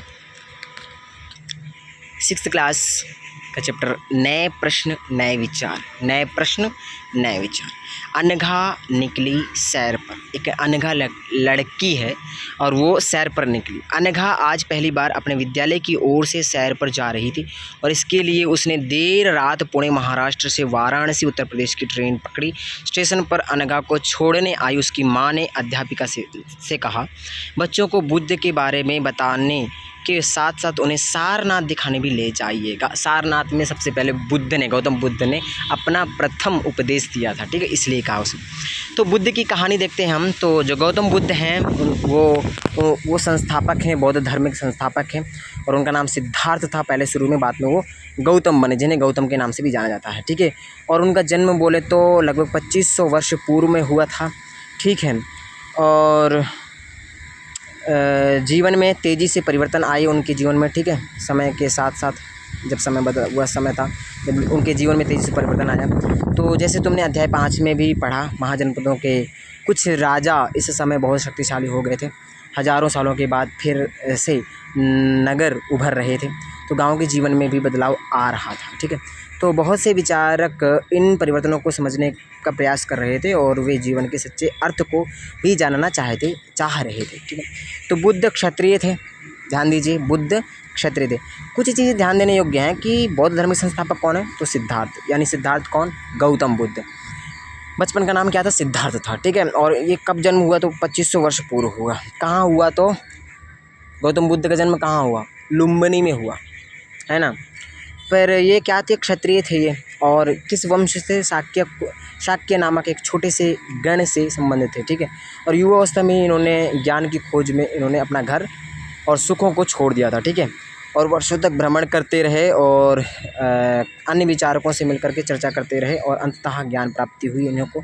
और उन्होंने स्वयं ही रास्ता ढूंढने का निश्चय किया और इसके लिए उन्होंने बोध गया बिहार में एक पीपल के नीचे कई दिनों तक तपस्या की। तो ये क्या किए कि क्षत्रिय वंश के थे और शाक्य कुल के थे और इन्होंने युवावस्था में अपना घर छोड़ दिया, ठीक है, सुखों को त्याग दिया और ये बहुत समय तक यहाँ वहाँ भ्रमण करते रहे और ज्ञान प्राप्ति के लिए। और आखिर में इनको ज्ञान प्राप्ति हुआ कहाँ पर, बोध गया, यानी बिहार में पीपल के पेड़ के नीचे कई दिनों तक तपस्या करते रहे, ठीक है। अंततः उन्होंने ज्ञान प्राप्त हुआ और इसके बाद में बुद्ध के रूप में वो जाने गए और यहाँ वे वाराणसी के निकट स्थित सारनाथ गए और जहाँ उन्होंने पहली बार उपदेश दिया, ठीक है। यहीं पर जाने के लिए उसकी माँ ने कहा, अनघा की माँ ने, कि उसको सारनाथ भी घुमाना। तो वाराणसी के निकट एक स्थित सारनाथ गए वहाँ पर और उन्होंने पहली बार उपदेश दिया और कुशीनगर में मृत्यु से पहले शेष जीवन उन्होंने पैदल ही एक स्थान से दूसरे स्थान की यात्रा करने और लोगों की शिक्षा देने में व्यतीत कर दिया। तो इनकी मृत्यु कहाँ हुई, तो कुशीनगर में हुई थी, ठीक है। और ये पैदल यात्रा ही बहुत समय तक किए और शिक्षा प्रदान करते रहे, ठीक है। तो बुद्ध ने शिक्षा दी कि यह जीवन कष्टों और सुखों से भरा हुआ है। उन्होंने शिक्षा क्या दी, उन्होंने कहा कि यह जीवन कष्टों और सुखों से भरा हुआ है और ऐसा हमारी इच्छा और लालसाओं जो हमेशा पूरी नहीं हो सकती के कारण होता है। और कभी कभी हम जो चाहते हैं वह प्राप्त कर लेने के बाद भी संतुष्ट नहीं होते हैं और अधिक अथवा अन्य वस्तुओं को पाने की इच्छा करने लगते हैं। और बुद्ध ने इस लिप्सा को तन्हा तृष्णा कहा है। और बुद्ध ने शिक्षा दी कि आत्मसंयम अपनाकर हम ऐसी लालसा से मुक्ति पा सकते हैं। तो गौतम बुद्ध ने क्या कहा है भैया, कि कहा है कि जीवन कष्टों और दुखों से भरा हुआ है, ठीक है। और इन सब का कारण क्या है, इच्छा शक्ति है, लालसा है, ठीक है, जो कभी पूरी नहीं होने वाली है, ठीक है। और कभी कभी यदि पूरी हो भी जाए, जो चाहते हैं वो प्राप्त कर भी लें, उसके बाद भी हम संतुष्ट नहीं होते हैं और अधिक लालसाएं, इच्छाएं बढ़ जाती हैं जो कभी पूरी नहीं होने वाली हैं। और इनसे निपटने का और इसको क्या कहते हैं, लिप्सा और तृष्णा कहते हैं। और इससे निपटने का एक ही उपाय है। उन्होंने शिक्षा क्या दी इसके लिए निपटने के लिए, उन्होंने कहा कि आत्मसंयम अपनाकर ऐसी लालसा से मुक्ति पा सकते हैं, ठीक है। उन्होंने लोगों को दयालु होने तथा मनुष्यों के साथ साथ जानवरों के जीवन का भी आदर करने की शिक्षा दी थी। वे मानते हैं कि हमारे कर्मों के परिणाम चाहे वे अच्छे हों या बुरे, हमारे वर्तमान जीवन के साथ साथ बाद के जीवन को भी प्रभावित करते हैं। मीन्स पुनर्जन्म को मानते हैं, इसीलिए तो बाद के जीवन को भी बोल रहे हैं। ठीक है। तो बाद के जीवन को भी प्रभावित करते हैं और बुद्ध ने अपनी शिक्षा सामान्य लोगों की प्राकृत भाषा में दी, इससे सामान्य लोग भी उनके संदेश को समझ। तो बुद्ध ने कौन सी भाषा में दी? तो प्राकृत भाषा में, इम्पोर्टेंट है। ठीक है, अपनी शिक्षा कौन सी भाषा में दी? बुद्ध ने तो प्राकृतिक भाषा में। ठीक है। और इन्होंने दयालु होने के लिए कहा कि मनुष्य को दयालु होना चाहिए, जानवरों पर, पशु पक्षियों पर सबका आदर करना चाहिए। ठीक है। और एक कोने में देख लेते हैं सारनाथ स्तूप के बारे में। तो इस इमारत को स्तूप के नाम से जाना जाता है और यहीं पर बुद्ध ने अपना सर्वप्रथम उपदेश दिया था और इसी घटना की स्मृति में यहाँ स्तूप का निर्माण किया गया था। और अध्याय 10 में तुम इन स्तूपों के बारे में और अधिक पढ़ोगे। ये देख लीजिए, ये बना है। ठीक है। तो आगे देखिए, वेदों की रचना के लिए किस भाषा का प्रयोग हुआ था? तो भैया संस्कृत का। बुद्ध ने कहा कि लोग किसी शिक्षा को केवल इसलिए नहीं स्वीकार करें कि यह उनका उपदेश है। बुद्ध ने कहा कि जो मैं शिक्षा दे रहा हूँ ना, तो इनका भैया ऐसे उपदेश स्वीकार ना करें कि मैं ऐसे इसलिए स्वीकार ना करें कि ये उनका उपदेश है, बल्कि वे उसे अपने विवेक से मापें। और आओ देखें उन्होंने ऐसा किस प्रकार किया। तो मतलब बुद्ध ने क्या कहा कि मैं जो शिक्षा दे रहा हूँ उसका ऐसे धारण मत करो, स्वीकार मत करो, भैया अपने विवेक से समझो, सही है गलत है नहीं है, फिर धारण करो। तो किस्सा गौतमी की कहानी, ये बहुत ही फेमस है। और तुमने जो गौतम बुद्ध के जो नाटक वगैरह क्या क्या आते हैं, सीरियल वगैरह आते हैं, एपिसोड आते हैं, उसमें भी देखा होगा किस्सा गौतमी की कहानी। वो एक औरत आती है अपने बच्चे को, मरे हुए बच्चे को लेकर के उनके पास में।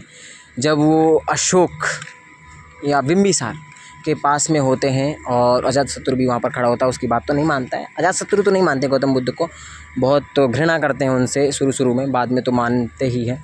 तो बिंबिसार के पास बैठे थे, तो वो रोती हुई आई अपने बच्चे को लेकर के, बोली कि हे, किसी ने कहा था कि गौतम बुद्ध ठीक कर सकते हैं। तो उनके पास लेकर आई और रोने लग गई कि मेरे बच्चे को ठीक कर दो। तो उसने कहा मैं ठीक कर सकता हूँ, एक मुट्ठी सरसों लेकर के आओ और ऐसे घर से लाना जिसके घर में आज तक कभी मृत्यु ना हुई हो। सब जगह गई और सब जगह किसी ना किसी की मृत्यु हुई थी, किसी ना किसी के घर में। तो वापस आ गई रोते हुए, बोली मैं समझ गई। और फिर उसको दफना करके बेचारे अपने बच्चे को, और फिर वो भी शांत हो गई, मीन्स अपने घर को चली गई। तो देखते हैं, ये कहानी है किस्सा गौतमी की। तो यह बुद्ध के विषय में एक प्रसिद्ध कहानी है और एक समय की बात है कि किस्सा गौतमी नामक एक स्त्री का पुत्र मर गया और इस बात से वह इतनी दुखी हुई कि वह अपने बच्चे को गोद में लिए नगर की सड़कों पर घूम कर लोगों से प्रार्थना करने लगी कि कोई उसके पुत्र को जीवित कर दे। और एक भला व्यक्ति उसे बुद्ध के पास ले गया। ठीक है। और बुद्ध ने कहा, मुझे एक मुट्ठी सरसों के बीज लाकर दो, मैं तुम्हारे पुत्र को जीवित कर दूंगा। किस्सा गौतमी बहुत प्रसन्न हुई, पर जैसे ही वह बीज लाने के लिए जाने लगी तभी बुद्ध ने उसे रोका और कहा, ये बीज एक ऐसे घर से मांग कर लाओ जहाँ किसी की मृत्यु ना हुई हो। तो किस्सा गौतमी एक दरवाजे से दूसरे दरवाजे गई, लेकिन वह जहाँ भी गई उसने पाया कि हर घर में किसी न किसी के पिता, माता, बहन, भाई, पत्नी, बच्चे, चाचा, चाची, दादा या दादी की मृत्यु हुई थी। तो बुद्ध दुखी माँ को क्या शिक्षा देने का प्रयास कर रहे थे कि भैया मृत्यु सभी की होती है, एक न एक दिन होनी है, तुम्हारी भी होनी है। जिसके लिए तुम रो रही हो तुम्हारी भी होनी है, तुम्हारे लिए भी कोई ना कोई रोएगा। ठीक है। तो मृत्यु सत्य है और इससे मत घबराओ। फिर आगे चलिए, भारतीय दर्शन की 6 पद्धति, षट दर्शन के बारे में देखते, फिर उपनिषद के बारे में देखें। तो सदियों से भारत द्वारा सत्य की बौद्धिक खोज का प्रतिनिधित्व दर्शन की 6 शाखाओं ने किया। ये वैशेषिक न्याय, सांख्य, योग, पूर्व मीमांसा और वेदांत या उत्तर मीमांसा के नाम से जाने जाते हैं। ठीक है। और दर्शन की इन 6 पद्धतियों की स्थापना क्रमशः ऋषि कणाद ने किया, गौतम ने किया, कपिल ने किया, पतंजलि ने किया, जैमिनी ने किया और व्यास द्वारा की गई। तो भैया देख लीजिए क्रम से हैं। वैशेषिक दर्शन का कौन है? कणाद है, ऋषि कणाद। न्याय का गौतम है और सांख्य का कपिल है और योग का पतंजलि है और पूर्व मीमांसा का जैमिनी है और व्यास वेदांत या उत्तर मीमांसा का है। इनके सभी के प्रवर्तक हैं। ठीक है। जो आज भी देश में बौद्धिक चर्चा को दिशा देते हैं और जर्मन मूल के ब्रिटिश भारतविद फ्रेडरिक मैक्समूलर के अनुसार दर्शन कि इन 6 शाखाओं का विकास कई पीढ़ियों के दौरान व्यक्तिगत विचारकों के योगदान से हुआ और यद्यपि ये एक दूसरे से भिन्न दिखते हैं तथापि सत्य की इनकी समझ में आधारभूत तालमेल दिखता है। ये थोड़ा मेड़ा मिलते जुलते हैं, ऐसा बोल रहे हैं। उपनिषद, तो इसी समय बहुत से दूसरे अन्य चिंतक भी दार्शनिक प्रश्नों का उत्तर ढूंढने का प्रयास कर रहे थे इसी समय में, दर्शन के समय, ठीक है। तो उनमें से कुछ मृत्यु के बाद के जीवन के बारे में जानना चाहते थे। तो क्या बोल रहे हैं कि इसी समय में कुछ ऐसे चिंतक थे जो दार्शनिक प्रश्नों के उत्तर भी ढूंढने का प्रयास कर रहे थे और उनमें से कुछ लोग मृत्यु के बाद के जीवन के बारे में जानना चाहते थे कि मृत्यु के बाद क्या होता होगा, ठीक है। जबकि अन्य यज्ञों की उपयोगिता के बारे में जानने को उत्सुक थे, इसकी उपयोगिता क्या है यज्ञ की। और इनमें से कुछ अधिकांश चिंतकों का यह मानना था कि इस विश्व में कुछ तो ऐसा है जो स्थायी है, कि सब कुछ नष्ट हो जाता है ऐसा, और कुछ जो मृत्यु के बाद भी बचा रहता है। तो कुछ चिंतक ऐसे सोचते थे कि इस विश्व में कुछ तो स्थायी होगा, कि भैया मृत्यु के बाद भी बचा रहता है, क्योंकि सब कुछ नष्ट हो जाता है। उन्होंने इसका वर्णन आत्मा तथा ब्रह्म अथवा सार्वभौम आत्मा के रूप में किया है। तो उन्होंने इसका वर्णन आत्मा तथा ब्रह्म अथवा सार्वभौम आत्मा के रूप में किया है। वे मानते थे कि अंततः आत्मा और ब्रह्म एक ही है, आत्मा और ब्रह्म एक ही है और हमेशा रहता है, नित्य रहता है, ऐसा माने, ठीक है। तो ऐसे कई विचारों का संकलन उपनिषदों में हुआ है और उपनिषद उत्तर वैदिक ग्रंथों का हिस्सा थी। वैदिक ग्रंथ जो है उत्तर भाग है, जो वेद इत्यादि उनका उत्तर भाग है, मीन्स अंतिम भाग कौन है? उपनिषद है। तो उपनिषद का शाब्दिक अर्थ है गुरु के समीप बैठना। उपनिषद का अर्थ क्या है? गुरु के समीप बैठना, ज्ञान प्राप्ति करना। इन ग्रंथों में अध्यापकों और विद्यार्थियों के बीच बातचीत का संकलन किया गया है और प्रायः ये विचार सामान्य वार्तालाप के रूप में प्रस्तुत किए गए हैं इसमें, उपनिषद में, ठीक है। अब देखिए बुद्धिमान भिखारी की कहानी, बुद्धिमान भिखारी की। तो यह वार्तालाप छांदोग्य उपनिषद नामक प्रसिद्ध उपनिषद की एक कहानी पर आधारित है। तो ये जो बुद्धिमान भिखारी ये कहाँ से लिया गया है? छांदोग्य उपनिषद नामक एक प्रसिद्ध उपनिषद की एक कहानी का आधारित है, ठीक है। छांदोग्य उपनिषद पर आधारित है। शौनक व अभिप्रतारिण नामक 2 ऋषि सार्वभौम आत्मा की उपासना करते थे, ठीक है। एक बार जो ही वह भोजन करने के लिए बैठे, एक भिखारी आया, ठीक है, और भोजन मांगने लगा। तो 2 कौन थे? ऋषि थे, ठीक है, शौनक और अभिप्रतारिण, ठीक है। वो दोनों जो ऋषि थे वो सार्वभौमिक आत्मा की उपासना करते थे। किसकी करते थे? सार्वभौमिक आत्मा की। और एक बार जैसे ही वो भोजन करने के लिए बैठे तो एक भिखारी उनके दरवाजे पर आया और भोजन मांगने लगा। तो शौनक ने कहा, शौनक ऋषि ने, कि हम तुम्हें कुछ नहीं दे सकते। तो भैया भिखारी ने क्या कहा कि विद्वज्जन आप किसकी उपासना करते हो? उसने पूछ लिया कि आप उपासना किसकी करते हो ऋषि महर्षि? तो अभिप्रतारिण ने उत्तर दिया, हम सार्वभौम आत्मा की करते हैं। तो इसका मतलब आप यह जानते हैं कि यह सार्वभौम आत्मा संपूर्ण विश्व में विद्यमान है। तो ऋषियों ने कहा हाँ यह तो जानते हैं।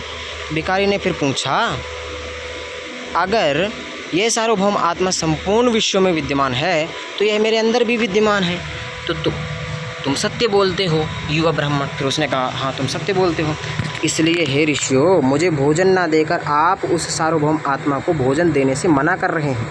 भिखारी की बात की सच्चाई जानकर ऋषियों ने उसे भोजन दे दिया। तो भिखारी ने भोजन पाने के लिए ऋषियों की किस तरह मनाया? तो चतुराई से मनाया भैया।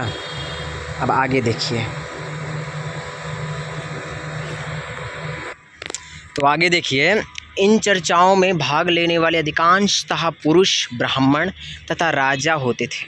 तो इन चर्चाओं में जो चर्चाएं होती थी इनमें भाग कौन लेता था? तो पुरुष ब्राह्मण होते थे और राजा होते थे, बस। और कोई छोटा नीचा नहीं कर पाता था, ब्राह्मण और राजा ही कर पाते थे, क्योंकि यही बड़े होते थे ओहदे में, हर एक चीज़ में। कभी कभी गार्गी, अपाला, घोषा, मैत्री जैसी स्त्री विचारकों का भी उल्लेख मिलता है। तो गार्गी, अपाला, घोषा, मैत्री, तो ये भी ऐसी स्त्रियां थीं जो इनके विचारों का भी उल्लेख मिलता है, ठीक है, जो अपनी विद्वता के लिए जानी जाती थीं और वाद विवाद में भाग लिया करती थीं। और निर्धन व्यक्ति इस तरह के वाद विवाद में बहुत कम ही हिस्सा लेते थे, ठीक है। और इस तरह का एक प्रसिद्ध अपवाद सत्यकाम जाबाल का है। सत्यकाम जावाल का नाम उसकी दासी माँ के नाम पर पड़ा।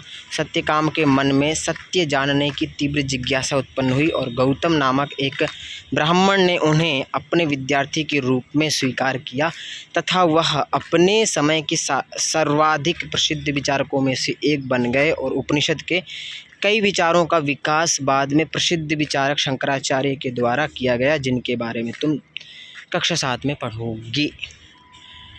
भैया पुस्तक में पता है पढ़ोगे नहीं, पढ़ोगी किया गया है, स्त्री को ज़्यादा प्रधानता दी गई है। ठीक है, तो क्या बोल रहे हैं कि जो उपनिषदों में जो चर्चाएं हुई हैं ना, ज़्यादातर वो पुरुष ब्राह्मणों और राजाओं के बीच हुई है। कुछ हैं स्त्री जैसे कि गार्गी या पाला घोषा मैत्री, इनके बीच भी हुआ है, ये भी बहुत उल्लेखनीय है, विदुषी हैं। ठीक है, और इसमें निर्धन लोग ज़्यादा नहीं भाग लिए, मगर एक अपवाद है सत्यकाम जाबाल।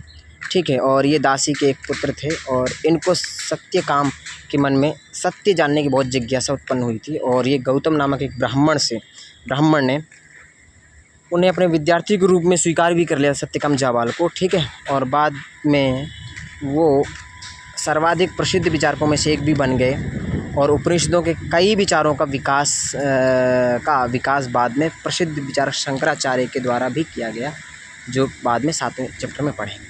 अब देखते हैं व्याकरणविद पाणिनि, ये भी यहाँ से भी प्रश्न 1-2 बनेंगे, इसको भी ध्यान दीजिए। पाणिनि अष्टाध्यायी उन्होंने लिखी, पाणिनि ने पुस्तक लिखी। अष्टाध्यायी में 8 अध्याय हैं, 4-4 पाद हर एक अध्याय में, है ना। तो 8 64 है ना, तो 8 16 24 को 32 पाद हम लेंगे ना टोटल, क्योंकि 4-4 पाद हैं और 8 अध्याय हैं। ठीक है, तो इस युग में कुछ अन्य विद्वान भी खोज कर रहे थे। उन्हीं प्रसिद्ध विद्वानों में से एक पाणिनि ने संस्कृत भाषा के व्याकरण की रचना की और उन्होंने स्वरों तथा व्यंजनों को एक विशेष क्रम में रखकर उनके आधार पर सूत्रों की रचना की और ये सूत्र बीज गणित के सूत्रों से काफ़ी मिलते जुलते हैं और इसका प्रयोग उन्होंने संस्कृत भाषा के प्रयोगों के नियम लघु सूत्रों लगभग 3000 के रूप में लिखे। तो बोल रहे हैं कि इसी युग में कुछ अन्य विद्वान भी खोज कर रहे थे और जैसे कि प्रसिद्ध विद्वान पाणिनि जी हैं, उन्होंने संस्कृत भाषा के व्याकरण की रचना की और उन्होंने स्वर और व्यंजनों के एक विशेष क्रम में रख करके उनके आधार पर सूत्रों की रचना की उन्होंने, और सूत्र जो थे वो बीजगणित के सूत्रों से काफ़ी मिलते जुलते थे उनके। ठीक है, और इसका प्रयोग उन्होंने संस्कृत भाषा के प्रयोगों के नियम जो थे उनके लघु सूत्रों लगभग 3000 के रूप में लिखे थे उन्होंने। अब देखते हैं जैन धर्म के बारे में, बौद्ध के बारे में देख ले। जैन धर्म इसी युग में अर्थात लगभग 2500 वर्ष पूर्व जैन धर्म के 24वें तीर्थंकर तथा अंतिम तीर्थंकर वर्धमान महावीर ने भी अपने विचारों का प्रसार किया। कब? 2400 वर्ष पूर्व, उसी समय 24वें तीर्थंकर महावीर स्वामी और अंतिम तीर्थंकर वर्धमान महावीर, वही है महावीर अंतिम तीर्थंकर। और पहले क्या थे? पहले जो थे वो केशव करके थे, है ना, उनके बारे में देखेंगे। और पार्श्वनाथ 23वें थे शायद। ठीक है, तो अपने विचारों का प्रसार किया और वह वज्जी संघ के लिच्छवी कुल के एक क्षत्रिय राजकुमार थे। तो वज्जी जो हमने पढ़ा ना अभी, वज्जी संघ, वहाँ के जो वज्जी के एक संघ के एक लिच्छवी कुल के एक क्षत्रिय राजकुमार थे। तो भैया संघ में जो शासक वगैरह थे उस संघ के ही एक लिच्छवी कुल के एक राजकुमार थे ये, कौन? महावीर। और इस संघ के विषय में तुमने अध्याय 5 में पढ़ा है, हमने पढ़ा है। 30 वर्ष की आयु में उन्होंने घर छोड़ दिया था और गौतम बुद्ध ने शायद 29 वर्ष की आयु में छोड़ा था। ठीक है, और जंगल में रहने लगे और 12 वर्ष तक उन्होंने कठिन व एकाकी जीवन व्यतीत किया और उसके बाद में उन्हें ज्ञान प्राप्त हुआ। तो पूछ ले कि कितने साल में उनको ज्ञान प्राप्त हुआ, तो 12 साल की कड़ी तपस्या के बाद में हुआ और घर 30 साल की उम्र में छोड़ दिए थे। ठीक है, सत्य जानने की इच्छा रखने वाले प्रत्येक स्त्री व पुरुष को अपना घर छोड़ देना चाहिए, उन्होंने ऐसी शिक्षा दी। किसने? महावीर स्वामी ने। और उन्होंने अहिंसा के नियमों का कड़ाई से पालन करने के लिए उन्होंने आदेश दिया। ठीक है, और जीव को न कष्ट देना चाहिए, मतलब किसी भी जीव को कष्ट वगैरह नहीं देना चाहिए, ऐसे उन्होंने कहा। और किसी की हत्या नहीं करनी चाहिए। और महावीर का कहना था कि सभी जीव जीना चाहते हैं और सभी के लिए जीवन प्रिय है। महावीर ने अपनी शिक्षा प्राकृत भाषा में दी थी। ठीक है, प्राकृत भाषा में। और उन्होंने भी प्राकृत भाषा में दिया। किसने? गौतम बुद्ध ने भी, है ना। यही कारण है कि साधारण जन भी उनके तथा उनके अनुयायियों की शिक्षा को समझ सकें और देश के अलग अलग हिस्सों में प्राकृत के रूप में अलग अलग प्रचलित थे और प्रचलन क्षेत्र के आधार पर ही उनके अलग अलग नाम थे। और जैसे मगध में बोली जाने वाली प्राकृत मागधी और कहलाती थी, ठीक है, प्राकृत मागधी कहलाती थी। तो जैन नाम से जाने गए महावीर के अनुयायियों को भोजन के लिए भिक्षा मांगकर सादा जीवन बिताना होता था और उन्हें पूरी तरह से ईमानदार होना पड़ता था तथा चोरी ना करने की उन्हें सख्त हिदायत थी और उन्हें ब्रह्मचर्य का पालन करना होता था और पुरुषों को इस वस्त्रों सहित सब कुछ त्याग देना पड़ता था। तो भैया जो भी जैन धर्म में था उनको क्या क्या करना पड़ता था? चोरी नहीं करना था, ईमानदारी दिखाना होता था, ठीक है, और ब्रह्मचर्य का पालन करना होता था और अपने सभी वस्त्र त्याग देने होते थे। तो उनमें दो है ना संप्रदाय, हीनयान दिगंबर श्वेतंबर। श्वेतंबर जो होते थे सफ़ेद कपड़े पहनते थे, दिगंबर जो होते थे कपड़े पूरे उतार देते थे, वो आकाश को ही अपने कपड़ा मानते थे। अधिकांश व्यक्तियों के लिए ऐसे कड़े नियमों का पालन बहुत कठिन था। फिर भी हजारों व्यक्तियों ने इस नई जीवन शैली को जानने और सीखने के लिए अपने घरों को छोड़ दिया और कई अपने घरों पर ही रहे और भिक्षुणी बने लोगों को भोजन प्रदान कर उनकी सहायता करते रहे। कई लोग तो इस धर्म को जानने के लिए अपने घर छोड़ दिए, ठीक है, और पूरी तरह से इसमें आ गए, और कई लोग नहीं छोड़ सके तो भिक्षुणी के रूप में रहे और इनकी सेवा भी करते रहे, भोजन इत्यादि भी प्रदान करते रहे। तो कोने में देखिए, यहाँ से भी प्रश्न पूछता है, मैंने बहुत बार बोला है, ये कोना देख लिया करो। जैन शब्द जिन शब्द से निकला है जिसका अर्थ होता है विजेता। जैन जो है जिन शब्द से निकला जिसका अर्थ होता है विजेता।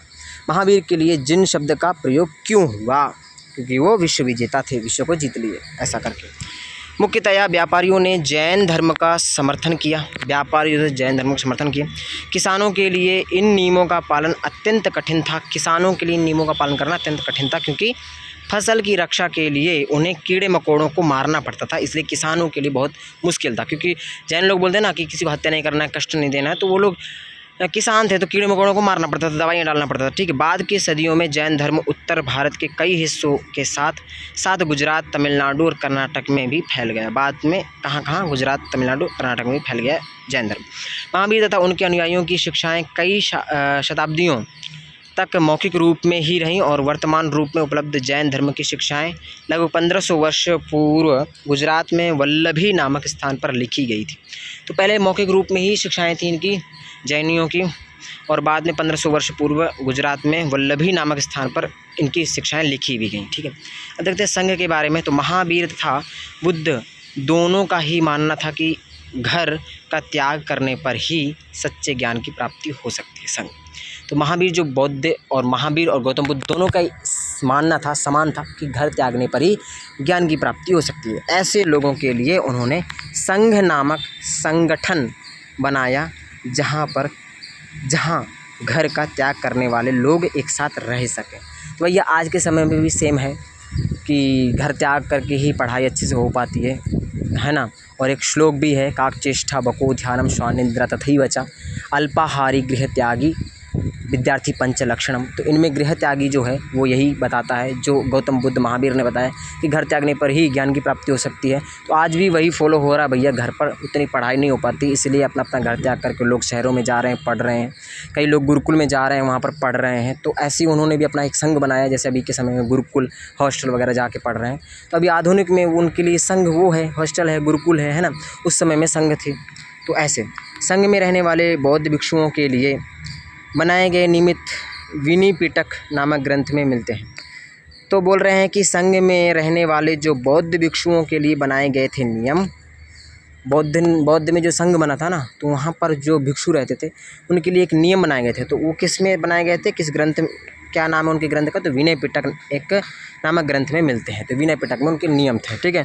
तो विनय पिटक से हमें पता चलता है कि संघ में पुरुषों और स्त्रियों के रहने की अलग अलग व्यवस्था थी और सभी व्यक्ति संघ में प्रवेश ले सकते थे। उनके लिए सभी स्त्री पुरुषों, अभी भी है ना, लड़कियों का अलग हॉस्टल है, लड़कों का अलग हॉस्टल, तो स्त्री और पुरुषों के लिए अलग अलग व्यवस्था थी उस समय में भी, ठीक है। और सभी संघ में प्रवेश ले सकते थे।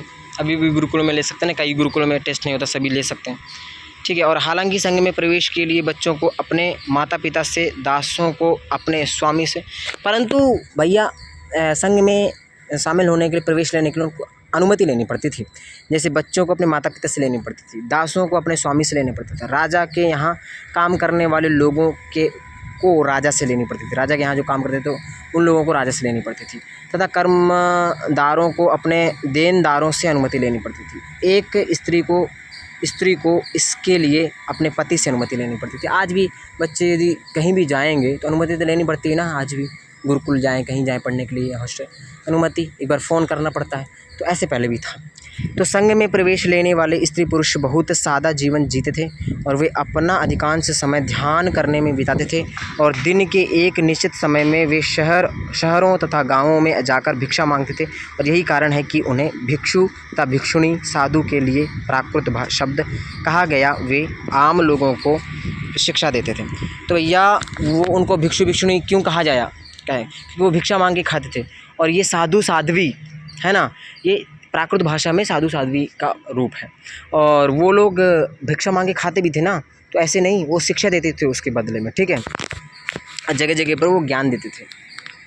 फिर देखिए, साथ ही एक दूसरे की सहायता भी करते थे और किसी तरह की आपसी लड़ाई का निपटारा करने के लिए वे प्रायः बैठकें भी किया करते थे। यदि लड़ाई हो गई, कुछ भी हो गया, तो आपसी निपटारा के लिए संघ में प्रवेश लेने वालों में ब्राह्मण, क्षत्रिय, व्यापारी, मजदूर, नाई, गणिकाएँ तथा दास शामिल थे। ये सभी लोग लेते थे। ब्राह्मण, क्षत्रिय, व्यापारी, मजदूर, नाई और गणिकाएँ, दास सभी संघ में प्रवेश ले सकते थे, लेते भी थे। इनमें से कई लोगों ने बुद्ध की शिक्षाओं के विषय में लिखा तथा कुछ लोगों ने संघ में अपने जीवन के विषय में सुंदर कविताओं की रचना भी की। ये कई लोग। फिर बिहार देख लेते हैं। तो जैन तथा बौद्ध भिक्षु पूरे साल एक स्थान से दूसरे स्थान घूमते हुए उपदेश दिया करते थे। तो ठीक है, जो जैन धर्म है और बौद्ध धर्म, ये दोनों के ही भिक्षु जो थे, ये पूरे साल घूम घूम के क्या दिया करते थे, उपदेश दिया करते थे। तो केवल वर्षा ऋतु में जब यात्रा करना कठिन हो जाता था तो वे एक स्थान पर ही निवास करते थे और ऐसे समय वे अपने अनुयायियों द्वारा उद्यानों में बनाए गए स्थानीय निवासों में अथवा पहाड़ी क्षेत्रों की प्राकृतिक गुफाओं में रहते थे। तो भैया ये लोग पूरे साल घूम घूम के उपदेश देते थे, बुद्ध और जैन के भिक्षु। परंतु जब बारिश होती थी ना, तो 4 महीने के लिए ये लोग पहाड़ों में या फिर उद्यानों में ये लोग रहने के लिए एक स्थान बना लेते थे, ठीक है, जगह, प्राकृतिक रूप से गुफाएं इत्यादि बना लेते थे। जैसे जैसे समय बीतता गया, भिक्षु भिक्षुणियों ने स्वयं तथा उनके समर्थकों ने अत्यधिक स्थायी शरण स्थलों की आवश्यकता का अनुभव किया और तब कई शरण स्थल बनाए गए जिन्हें विहार कहा गया। तो इसके बाद में धीरे धीरे ये लोग सोचने लग गए कि भैया बहुत घूम घूम के उपदेश देना बहुत कठिन है, ठीक है, तो थोड़ा हम शरण स्थल बना लेते हैं, एक जगह रह जाते हैं और रह करके उपदेश देते हैं। तो फिर वो बिहार कहलाए, जहाँ पे रहने लग गए। आरंभिक बिहार देखिए, ये बना हुआ है, देख लीजिए। पहाड़ी को काट कर बनाई गई एक गुफा है, ये जो दिख रहा है, और यह कार्ले वर्तमान महाराष्ट्र में स्थित एक गुफा है और भिक्षु भिक्षुणी इन शरण स्थलों में रहकर ध्यान किया करते थे इस पर, ठीक है। फिर एक बौद्ध ग्रंथ से ज्ञात होता है कि जिस तरह महासागरों में मिलने पर नदियों की अलग अलग पहचान समाप्त हो जाती है, एक बौद्ध ग्रंथ से ज्ञात होता है, क्या ज्ञात होता है कि जिस तरह से महासागरों में मिलने पर नदियों की अलग अलग पहचान समाप्त हो जाती है, ठीक उसी तरह बुद्ध के अनुयायी जब भिक्षुओं की श्रेणी में प्रवेश करते हैं तो वे अपना वर्ण, श्रेणी और परिवार सब त्याग देते हैं, ठीक है, समझे कि भैया जैसे समुद्र में नदियाँ जाती हैं तो उनकी अपना अस्तित्व तो समाप्त हो जाता है, ठीक उसी प्रकार जो भिक्षु बनते हैं तो उनका भी वर्ण, जाति, परिवार, श्रेणी सब त्याग देते हैं। लकड़ी के बनाए गए तथा बाद में इनके निर्माण में ईंटों का प्रयोग होने लगा और पश्चिमी भारत में विशेषकर कुछ बिहार पहाड़ियों को खोदकर बनाए गए।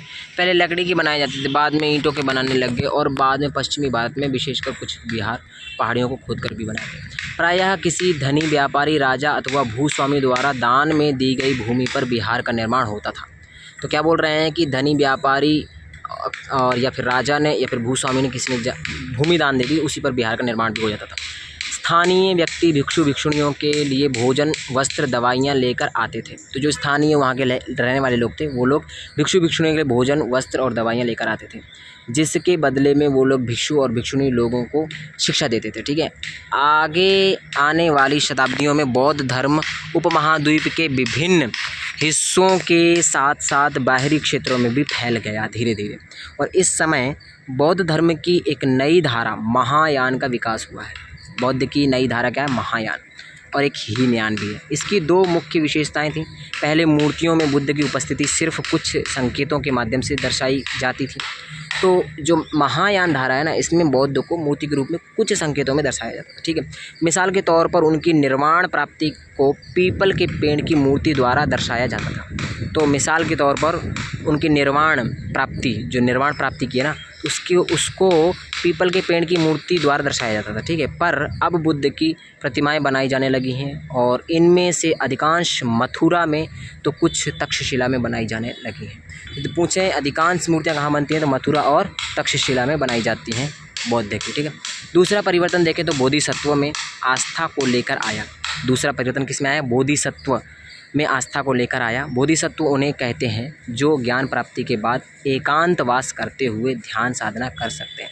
ज्ञान प्राप्ति के बाद में वो लोग एकांत में रह करके ध्यान साधना कर सकते हैं, उनको बोधिसत्व कहते हैं। ठीक है, लेकिन ऐसा करने के बजाय वे लोगों की शिक्षा देने और मदद करने के लिए सांसारिक परिवेश में ही रहना ठीक समझने लगे, और धीरे धीरे बोधिसत्वों की पूजा काफ़ी लोकप्रिय हो गई और पूरे मध्य एशिया, चीन और बाद में कोरिया तथा जापान तक भी फैल गई। तो ये जो बोधिसत्व है, इसकी पूजा कहाँ कहाँ फैल गई बाद में? तो मध्य एशिया में भी, चीन में भी, और बाद में कोरिया, जापान तक भी फैल गई। ठीक है, बौद्ध धर्म का प्रसार पश्चिमी और दक्षिणी भारत में हुआ, जहाँ बौद्ध भिक्षुओं के रहने के लिए पहाड़ों में दर्जनों गुफाएं खोदी गई थी। ठीक है, तो बौद्ध धर्म का जो प्रचार है वो पश्चिमी और दक्षिण भारत में भी हुआ, और बौद्ध भिक्षुओं के लिए पहाड़ों में दर्जनों गुफाएं भी खोदी गई। ठीक है, तो आगे देखिए, बौद्ध धर्म दक्षिण पूर्व की ओर श्रीलंका, म्यांमार, थाईलैंड तथा इंडोनेशिया सहित दक्षिण पूर्व एशिया के अन्य भागों में भी फैला। ये कहाँ कहाँ फैला? दक्षिण पूर्व की ओर श्रीलंका, म्यांमार, थाईलैंड, इंडोनेशिया तथा दक्षिण पूर्व एशिया के अन्य भागों में फैला। थेरवाद नामक बौद्ध धर्म का आरंभिक रूप इन क्षेत्रों में कहीं अधिक प्रचलित था। थेरवाद नामक बौद्ध धर्म का आरंभिक रूप इन क्षेत्रों में कहीं अधिक प्रचलित था, जो ऊपर बताया गया। ठीक है, तीर्थयात्री वे स्त्री पुरुष होते हैं जो प्रार्थना के लिए पवित्र स्थानों की यात्रा किया करते हैं, ठीक है, वो तीर्थयात्री होते हैं। इसी तरह भारत की यात्रा पर आया चीनी बौद्ध तीर्थयात्री फाशियान काफ़ी प्रसिद्ध है। वह करीब 1600 साल पहले आया, और श्वेत सांग 1400 साल पहले भारत आया, और उसके करीब 50 साल बाद इत्सिंग आया। ये तीनों आए, पहला फाशियान है 1600 पहले, फिर श्वेन सांग आया 1400 साल पहले भारत, और फिर इसके बाद करीब 50 साल बाद इत्सिंग आया। ये ध्यान दीजिए, तीनों बहुत महत्वपूर्ण। वे सब बुद्ध के जीवन से जुड़ी जगहों और प्रसिद्ध मठों को देखने के लिए भारत आए थे, तीनों। ठीक है, और इनमें से प्रत्येक तीर्थयात्री ने अपनी यात्रा का वर्णन लिखा है। तीनों ने अपनी यात्रा का वर्णन भी लिखा है। इन्होंने अपनी यात्रा के दौरान आई मुश्किलों के बारे में भी लिखा, और इन यात्राओं में कई वर्ष लग जाया करते थे, और जिन देशों और मठों को उन्होंने देखा उनके बारे में उन्होंने लिखा, और उन किताबों के बारे में भी उन्होंने लिखा जिन्हें वे अपने साथ ले गए थे। उन्होंने लिखा और कई किताबें भी यहाँ से ले गए। ठीक है, और उन्होंने जहाँ जहाँ घूमा, मठों में जहाँ जहाँ, तो सबके बारे में, बिहारों के बारे में, सबके बारे में लिखा उन्होंने, और पुस्तकें भी अपने अपने लिखी। ठीक है, किसी ने तो क्योंकि वगैरह वगैरह क्या क्या पुस्तकें लिखी उन्होंने, तो बाद में उनको भी बताऊँगा अलग से, जब मैं लेकर के आऊँगा और इम्पोर्टेंट वीडियो लेकर के आऊँगा, क्योंकि ये तो चैप्टर चल रहे हैं, इसके बाद में अलग से भी लेकर के आऊँगा, तो उसमें भी बताऊँगा थोड़ा। ठीक है, कि ज़्यादातर इसी से ही पूछता है, अलग से ज़्यादा कुछ नहीं पूछता है, मगर अलग से फिर भी मैं थोड़ा सा एडवांस में बता दूंगा, क्योंकि एक दो क्वेश्चन यदि यहाँ से बनते हैं तो वो भी कवर हो सकते हैं। नालंदा शिक्षा का एक विशिष्ट केंद्र, भैया नालंदा विश्वविद्यालय जो है नंबर 1 था पूरे विश्व में, और शिक्षा का केंद्र था, और यहाँ पर विदेशों से लोग आते थे पढ़ने के लिए। ठीक है, उसको ध्वस्त कर दिया था उस समय में, और अब तो फिर से शायद उसको बनाया गया है, अच्छा कर दिया गया है। ठीक है, तो इसके बारे में देखते हैं। श्वेन सांग तथा अन्य तीर्थयात्रियों ने उस समय के सबसे प्रसिद्ध बौद्ध विद्या केंद्र नालंदा विहार में अध्ययन किया। किसने? श्वेतसंग ने और अन्य तीर्थयात्रियों ने नालंदा विश्वविद्यालय में प्रसिद्ध विद्या केंद्र में बिहार में है जो, उसमें अध्ययन किया।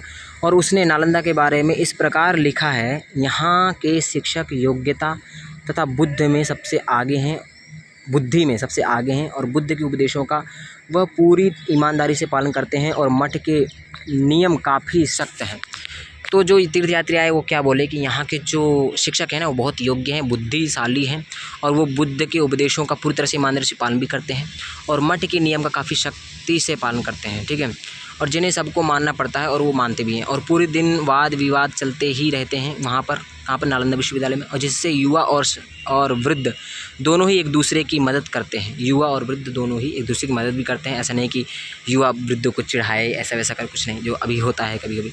विभिन्न शहरों से विद्वान लोग अपनी शंकाएँ दूर करने यहाँ आते हैं और नए आगंतुकों से पहले द्वारपाल ही कठिन प्रश्न पूछते हैं और उन्हें अंदर जाने की अनुमति तभी मिलती है जब वे द्वारपाल को सही उत्तर दे पाते हैं और 10 में से 7-8 सही उत्तर नहीं दे पाते हैं।